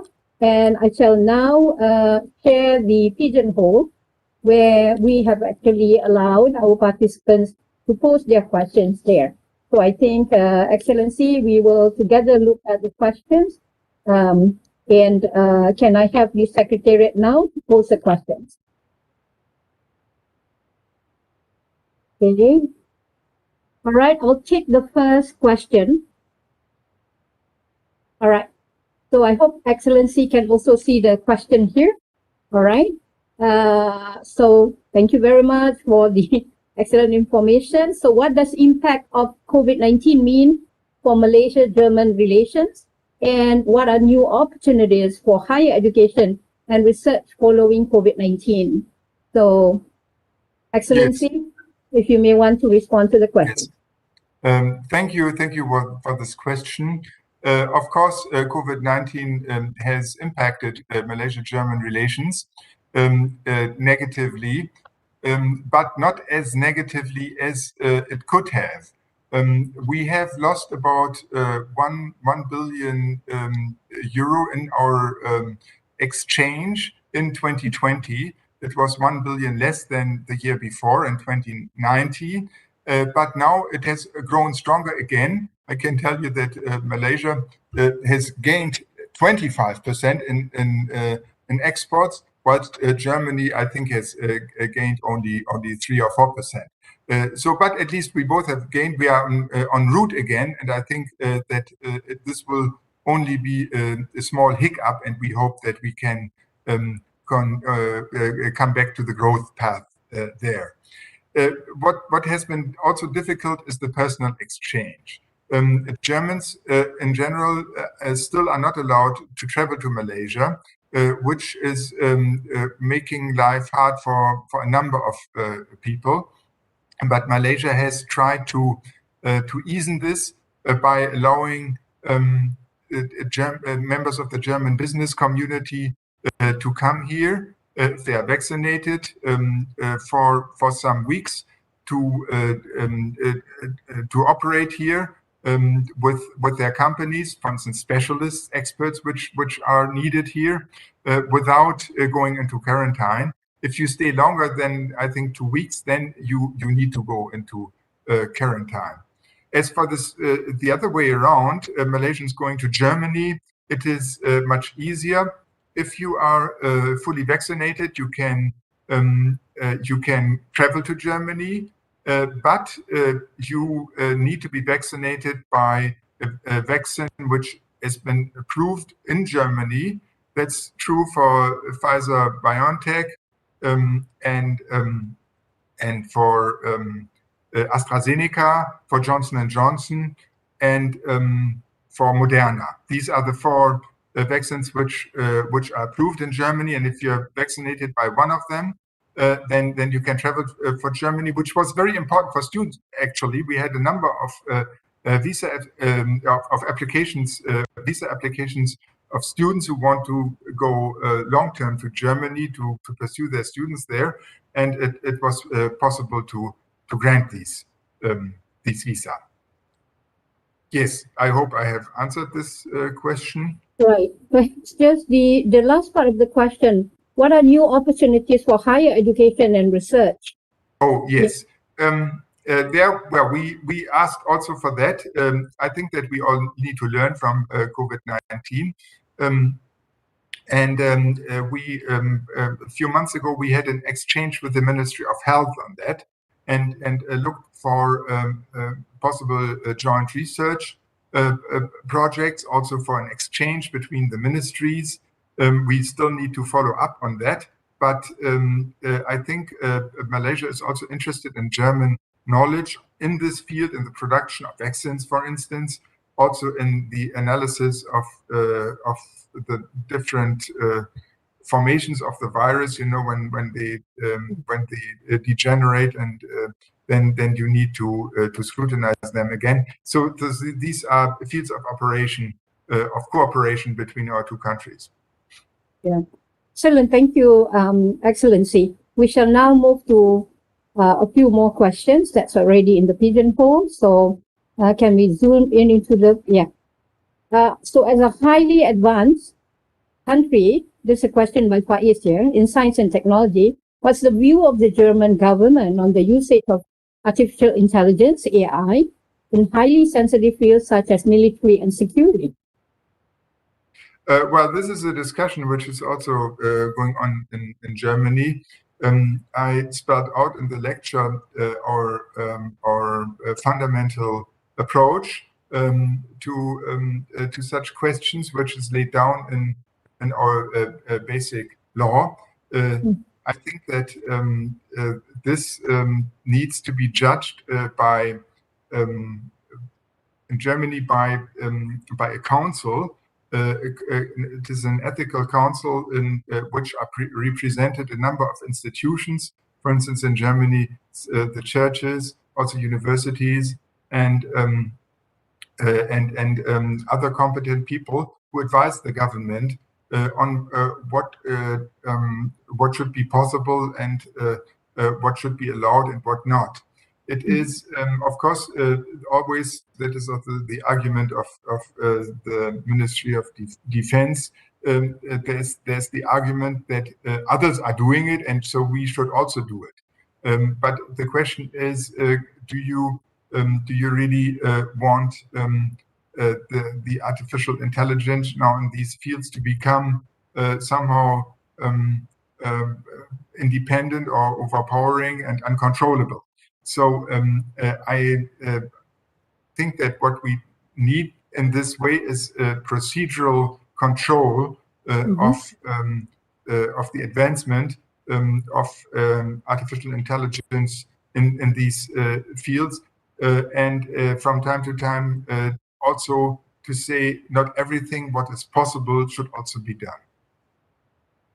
Okay, so the level, I mean, the spectrum, you know, I mean, a wide range there. All right, so thank you. And we move to the third question. I've read that Germany sets new electrical vehicles, EV record recently. How do you see the current relationship with boost e-mobility sector in the context of electrical vehicles development in Southeast Asia? Yeah, well, this is also a highly discussed issue in Germany. We want to get rid of other than electric vehicles by the next decade. We don't know whether this is possible. In our electoral campaign, we had elections in September. This was discussed. The ecological party, the Greens, they said by 2030 we should allow only electric vehicles to come to the market. And also our big automotive companies are now aiming at replacing the old vehicles by electric vehicles. But there's a but though, because you need to see it in the context of your energy sources. And because also electricity has somehow to be produced, and if it is produced by coal plants, then you have not much of a difference to the old vehicles. So it has to be seen in the context of general energy transition. And there we have, for instance, a commitment of the German government to get rid of coal by 2038. Now, the Green Party again says this is not fast enough. We need to get rid by 2030. And now we are in the process of formation of a new coalition at which the Green Party is also participating, and we will see if this is possible. In Germany, we have a difficult situation also because we do not only want to get rid of coal and introduce electric vehicles, but we also are in the process of abolishing reliance on atomic energy, which has also been an important contributor to our energy. And now we want to do all at the same time. We want to switch to electric vehicles. We want to get out of coal, and we want to get out of atomic energy. This is really a tremendous work. It is called the work of a century. The person who will become probably our next chancellor, he said that we have had 250 years of carbon-based industrialization, and now we try to get out of that within 25 years. So it will not be not be easy. I think that other countries, also in Southeast Asia, of course, facing the same dilemma. Also in Malaysia, you have committed to the Paris goals. You have committed in the 12th Malaysia plan to become climate gas neutral country by 2050. And of course, there is an energy transition necessary also in this country. So I think that there is a necessity to tackle this and to transit also to electric vehicles in Malaysia and other countries of Southeast Asia. But there, I personally see the difficulty that many countries are now in an economic situation which is very difficult because of the pandemic. And to mobilize now the resources for the energy transition will be very difficult. There's a lot of public awareness building necessary, but personally, I think it is inevitable. We need to tackle this. Right, thank you, Excellency. And by the way, I think the person who's asking this question, Dr. Masria, she was a product of the German higher education there, and she speaks German very well. So she's a professional engineer here, and that's her area of interest. I just wanted to highlight that. All right, so we shall move on with, few more questions. Now, so Excellency, what do you envision Malaysia-German relationship will be like in the next 10 years based on the current foreign policy? Oh yeah, thank you for this question. Yeah, if you think of the lecture I just given, we can see that in the past our relationship was mainly built on the economy. We have strong and viable relations economy-wise with all our companies based in Malaysia. Malaysia being our biggest and most important trading partner within ASEAN, next to Vietnam and Singapore, who are getting closer. And we want, of course, this to stay. But our policy guidelines for the Indo-Pacific also charge the embassies with now covering all the other fields I talked about. We, as embassies, we need to fathom out where there is ground for cooperation in these different fields. I think that the environment is a field in which we can cooperate and should cooperate. Malaysia is still having more than 50% of territory covered by forests, for instance. The biodiversity issue is something we can cooperate on. Of course, joint initiatives, also scientific initiatives, to do research on the consequences of climate change. I think that there is ample room for cooperation, and also the plastic problem is another issue. There is still export going on from Europe, also from Germany, to Malaysia.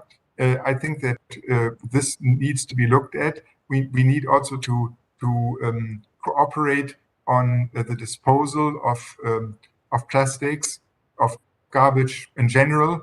There, I think Malaysia also has a long way to go still, because I heard that mostly you have landfills and no incineration of garbage.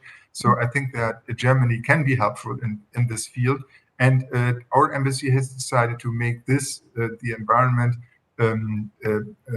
major field of cooperation for the future. This is one field. We have, of course, other fields. We have our defense attaché now. We have a cooperation between our ministries of defense. We have an exchange of officers, Malaysian officers coming to Germany, participating at educational and training programs. So that's another field. I think in multilateral questions we can cooperate. Now Malaysia has been voted into the Human Rights Council, and I hope that there we will be able to intensify our cooperation. And Malaysia has shown interest in this. For us, it is now necessary to fathom out in all these 7 chapters, which I explained to you, where there is room and will of cooperation on both sides. You need to find institutions, be it in the administration, the government and administration and ministries, be it in institutions, be it at universities. Who is interested in cooperation on different fields? This is the task of the embassy. It's a job which will really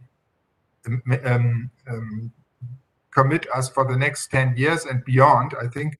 And let's hope that we can intensify these relations and diversify in various fields. Right.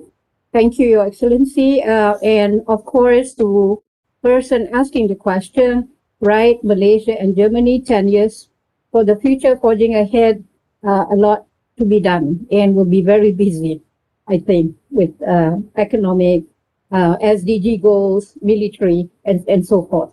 All right, moving on right along. Okay, how could Malaysia German celebrate the shared foreign policy? Yeah, I think that first we need to define where do we have shared foreign policy.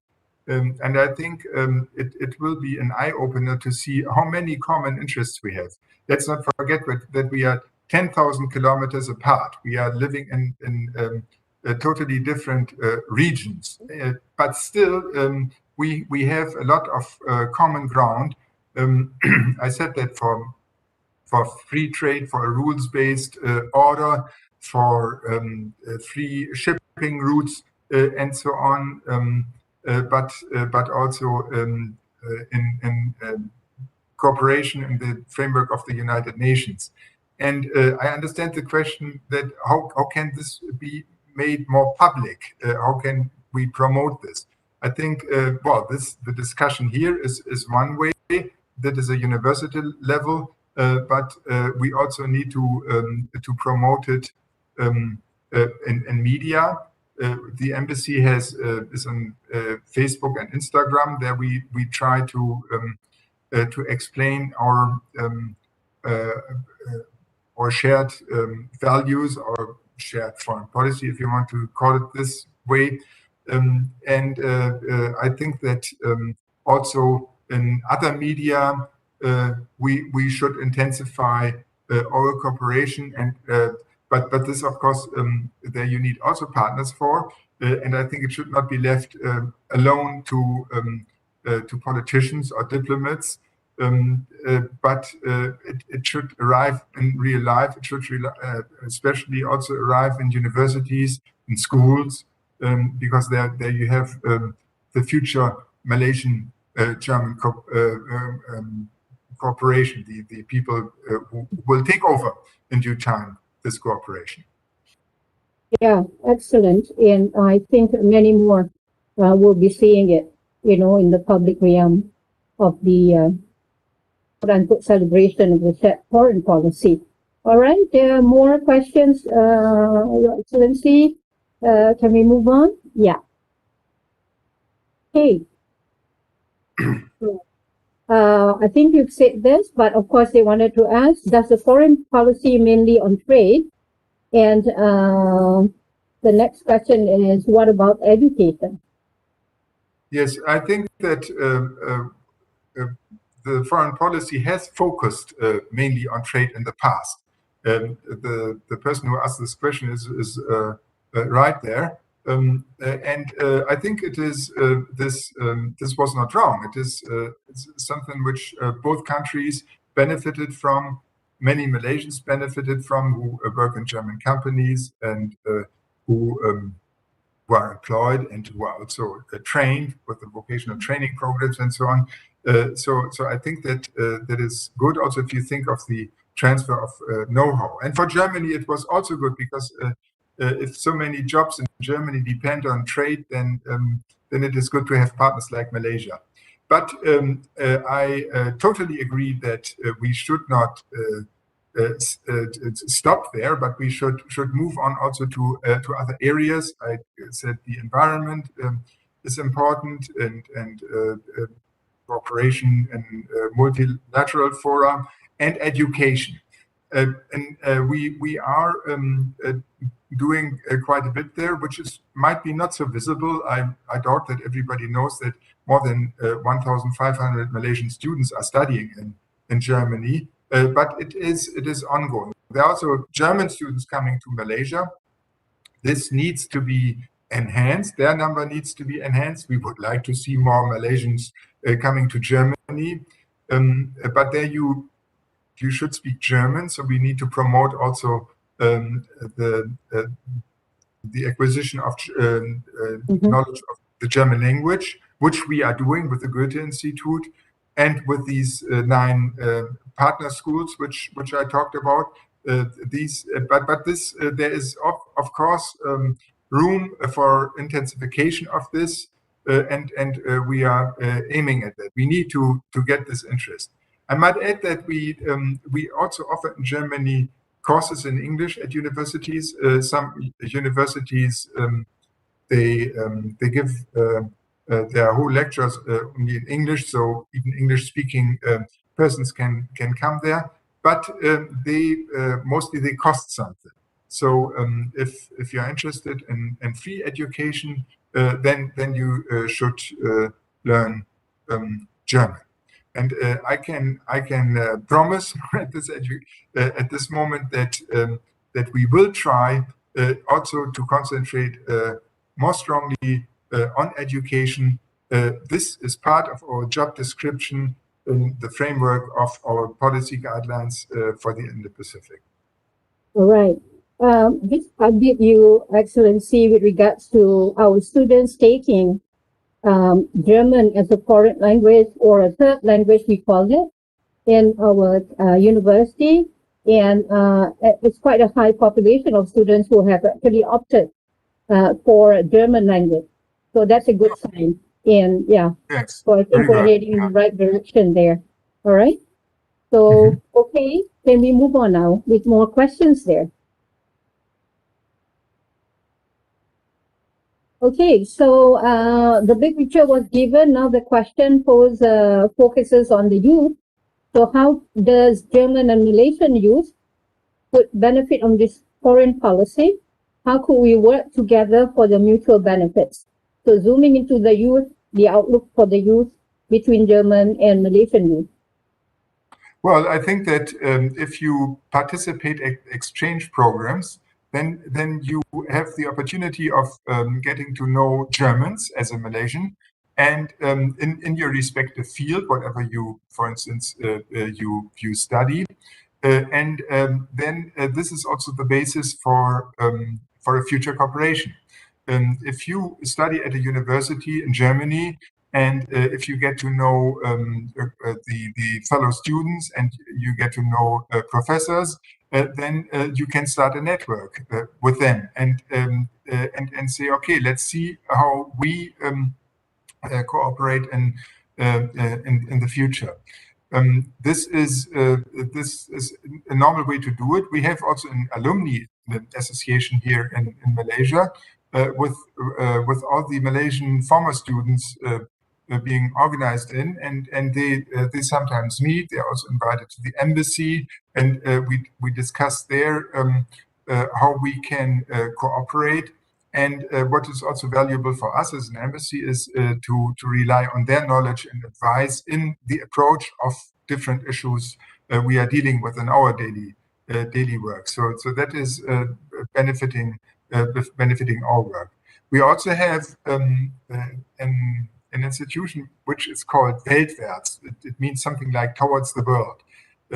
Young students who just made their high school diploma, before actually starting to go to university, they can go out into the world and explore the world in the framework of this program by working for some charity organization, for some NGO in a foreign country. And this is organized by the Foreign Office and the Ministry of Economic Cooperation in Germany. And we have a number of these students also in Malaysia. This was scaled down a bit because of the pandemic, but it is restarting now. We are always very grateful if these young students, whose work is being quite appreciated by the Malaysian institutions, if they could get into contact also with Malaysian youth, Malaysian students, and exchange with them. Maybe we can also see whether it is possible to forge a connection between the participants of this program and your university. Mm-hmm. Great, excellent. We look forward to that opportunities in receiving those students. I mean, and also the internationalization at home for our students when the students from Germany are here on our campus. Thank you, Excellency. Yes. A few more questions, perhaps. Are we okay? Excellency? Yes. Moving right along. Okay. This is okay. Hi, His Excellency. Very much interested in empowering women. All right, / female. How will the German foreign policy help to develop the policy on this further in this region with regard to empowering women? Yeah. Yes, this is an issue in Germany as it is in Malaysia, maybe with a different frame conditions, but we have this problem also in Germany. Different wages. Women earn less than men in the same position. Also, there's responsibility for the females or for the women, for the family, the responsibility for the family, which is always assigned to women, and we have a long-standing discussions on how to make men more participate in household work. So this is a problem which is not limited to Malaysia, and but which we also have in Germany, and we also have it, for instance, in our foreign ministry. There's a constant discussion about the number of ambassadors we have. We are speaking to a male ambassador. Why isn't a woman sitting here at my place answering this question? Do we have enough female ambassadors? We are trying to increase these numbers. So I think that also Germany is in need to improve in this field. Our German Bundestag, for instance, which has been elected now in September, there we also do not have an equal share of members of parliament between men and women. Yes, so I would say the German foreign policy helped to develop this policy. Yes, we do this in the framework of support for NGOs, of our social work within this country. We do this, we cooperate, we have done that also in the framework of the pandemic. But there, I think this should be more of a cooperation. I think we need an exchange of on this topic on all levels, starting with parliaments that for instance, the respective committees in parliament, I don't know if you have one in Malaysia, maybe not, but in Germany we do, then to meet with their respective counterparts here. We need that in university. We need to do it in our support programs. The embassy also has such support programs, what we are always taught is to think this aspect in everything what we do with us. We have to somehow in each of our actions which we consider, we also have to acknowledge this aspect and reflect on how it can be or can be supported. So this is what I can say about this this question. I can assure you that it is an integral part of our work here, of the embassy, and but also of institutions in Germany. Excellent, thank you, Excellency. I think I will want to take maybe last two questions. I know our time is heading closer towards the end, so we will move on. All right. So can we have the question highlighted, please? Roger. Okay, so how does the foreign policy help to encourage more exchange student programs between Malaysia and German higher education? Well, this was spelled out in the lecture already. We have the German Academic Exchange Service, which is also part of the Foreign Office. belongs to the Foreign Office, and they have seconded someone who is working here in Malaysia on this field. And what we try is we try to promote all the university programs we have in Germany at which Malaysian students can participate. We have also the Goethe Institute offering language courses so that you will be able to learn German before going to Germany. We have various programs in Germany where you can learn German. Then even if you have acquired basic language skills here in Malaysia, I think it is worthwhile also doing a language course in Germany before starting a university program there. So there are these support programs, and I would advise to a Malaysian student who wants to go and study in Germany to check the website of the German Academic Exchange Service, also check the various universities in Germany. Maybe there is a certain region where you want to go, and of course you have a subject which you want to study, so that you can find out about that and check their websites, the websites of the universities. But I think the major partner for this is the German Academic Exchange Service and its representative here in Malaysia. His name is Brian Trelleman, and you can address him for any questions, concrete questions. As for us, as I said, we do have also the task to intensify cooperation in these fields in the framework of our policy guidelines. And it is now the German Academic Exchange Service, but also universities in charge to concretize this task. And it is a task of politics also to make the money available for that. Mm-hmm. So it is multitask, but if you want to approach it from a concrete angle for yourself, then I would advise you to address the German Academic Exchange Service representative here in Malaysia. Yeah, thank you. Yeah, and I guess Brian is a close friend of UITM also. I think a lot of our students in, contacts in, they know about it.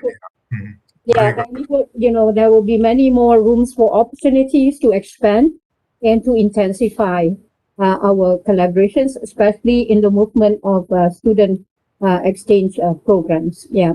Thank you. We will move to our one last question. Now, those questions that we're not able to answer today, we will share the questions with the embassy or His Excellency, and we hope to get some probably written responses to those questions later. Due to time limitation, I think today is a very full, I see a pigeonhole with a lot of questions. So that tells us the interest of our participants. But I like that. I take this as a token of interest in German-Malaysian relations and European ASEAN relations, and that makes me happy. Yes, indeed. Yeah. Okay. So this is going to be the last question. I promise you, Excellency. All right. So yes. Let's get a good question out there. All right. Can we look at the question on, So I would like to know if there's any chance for the Malaysian graduate to have support or allocation to work in the automotive industry, such as Volkswagen, Mercedes-Benz, and etc. in Germany. So perhaps a Malaysian graduate can stay and work after graduation or get support, etc. So, Your Excellency, your response to this question. Yeah, well, it depends on your grade, which you have acquired. What have you studied? Is it of interest for the companies? And is there a need for such a person? That is, of course, the approach of the company. I would say that we have these companies which you named there represented in Malaysia. Volkswagen is here, Mercedes-Benz is here. We have BMW. We have Porsche is coming to Malaysia, the first establishment outside Europe, by the way. And I would advise you to contact them, also to go on their websites to see what they need, and then contact them and ask them if it is possible to make a practicum in their respective representations here. You need to find out if that what you have studied is of value to them. Of course, companies need their workers for special purpose, and this must match. And if you want to work in Germany, then of course you need to study German before, and again it will very much depend on what you have done your past. Actually, it is advisable to look at this before even you start your studies.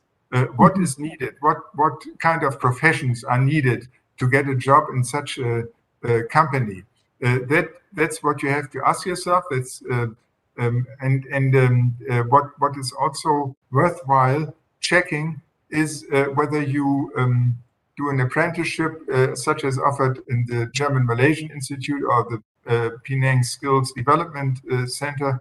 There people working there, and I met with them, they're specifically trained for certain jobs in these companies. And the companies, they offer them a place, already a working place.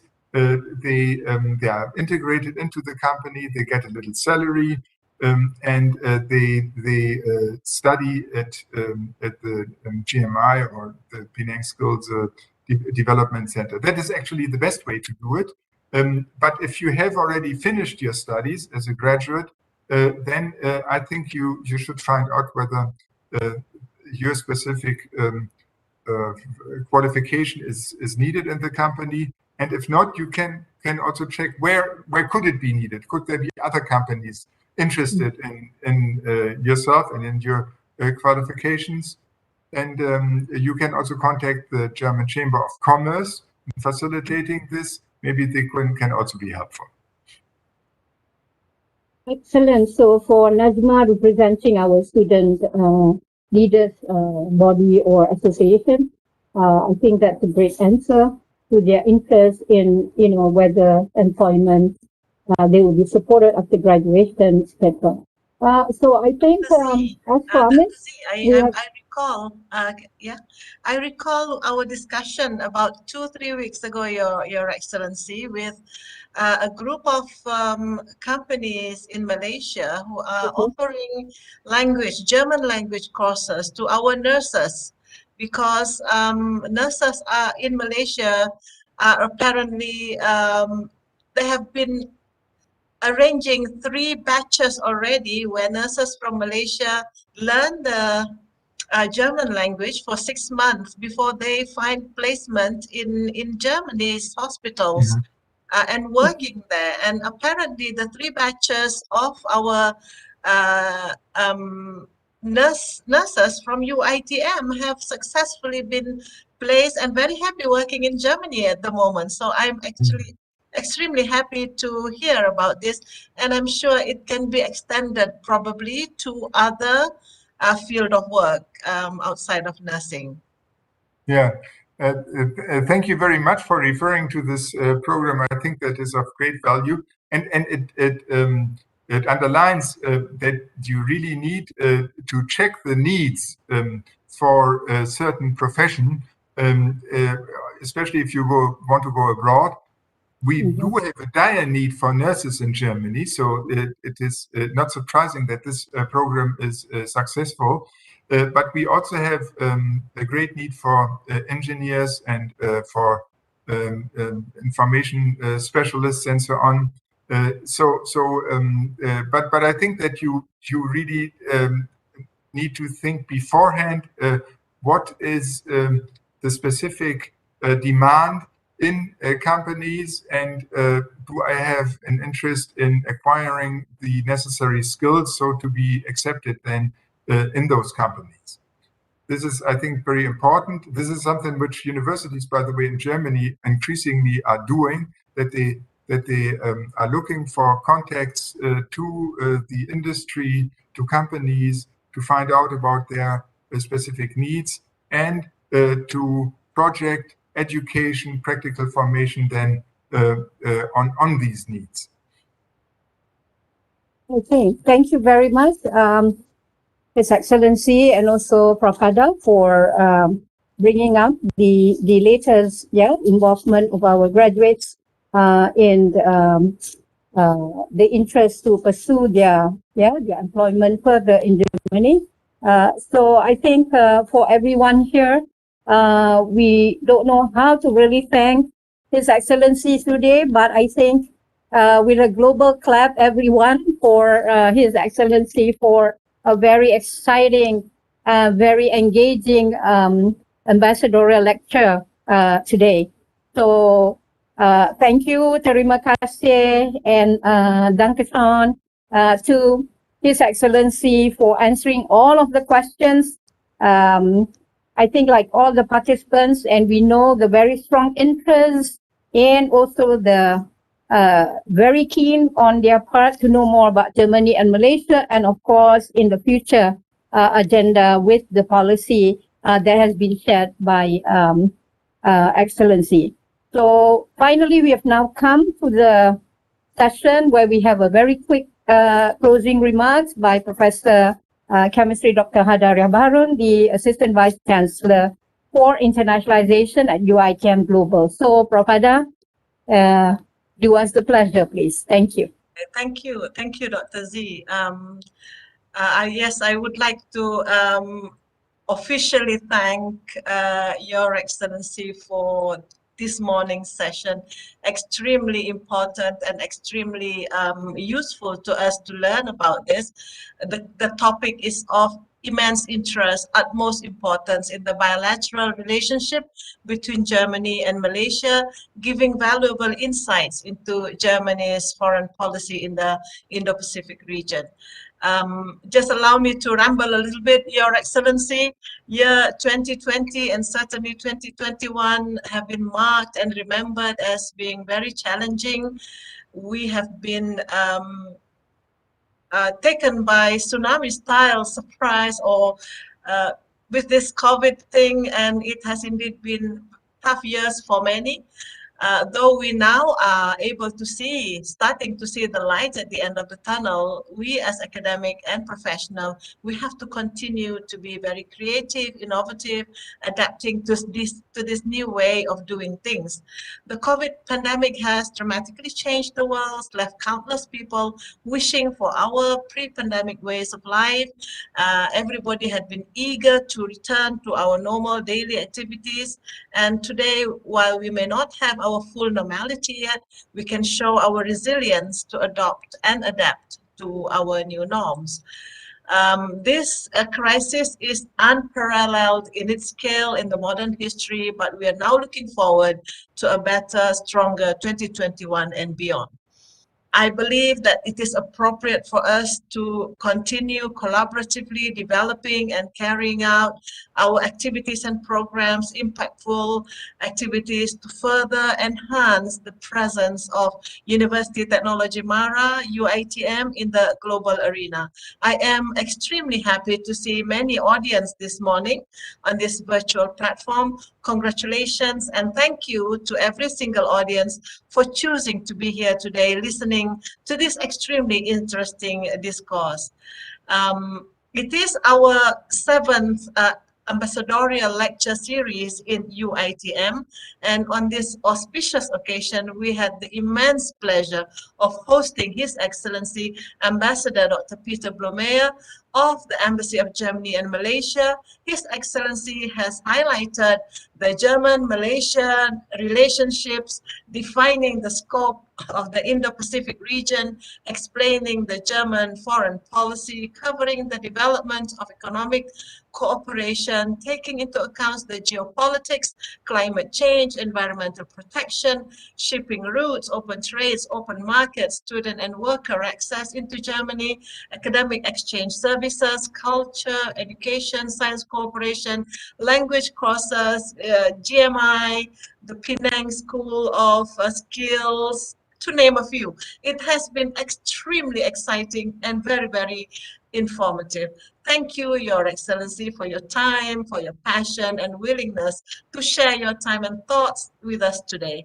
I certainly think that our audience today, from inside and outside of UiTM, and indeed outside of Malaysia, have benefited tremendously and highly inspired by Your Excellency's talk.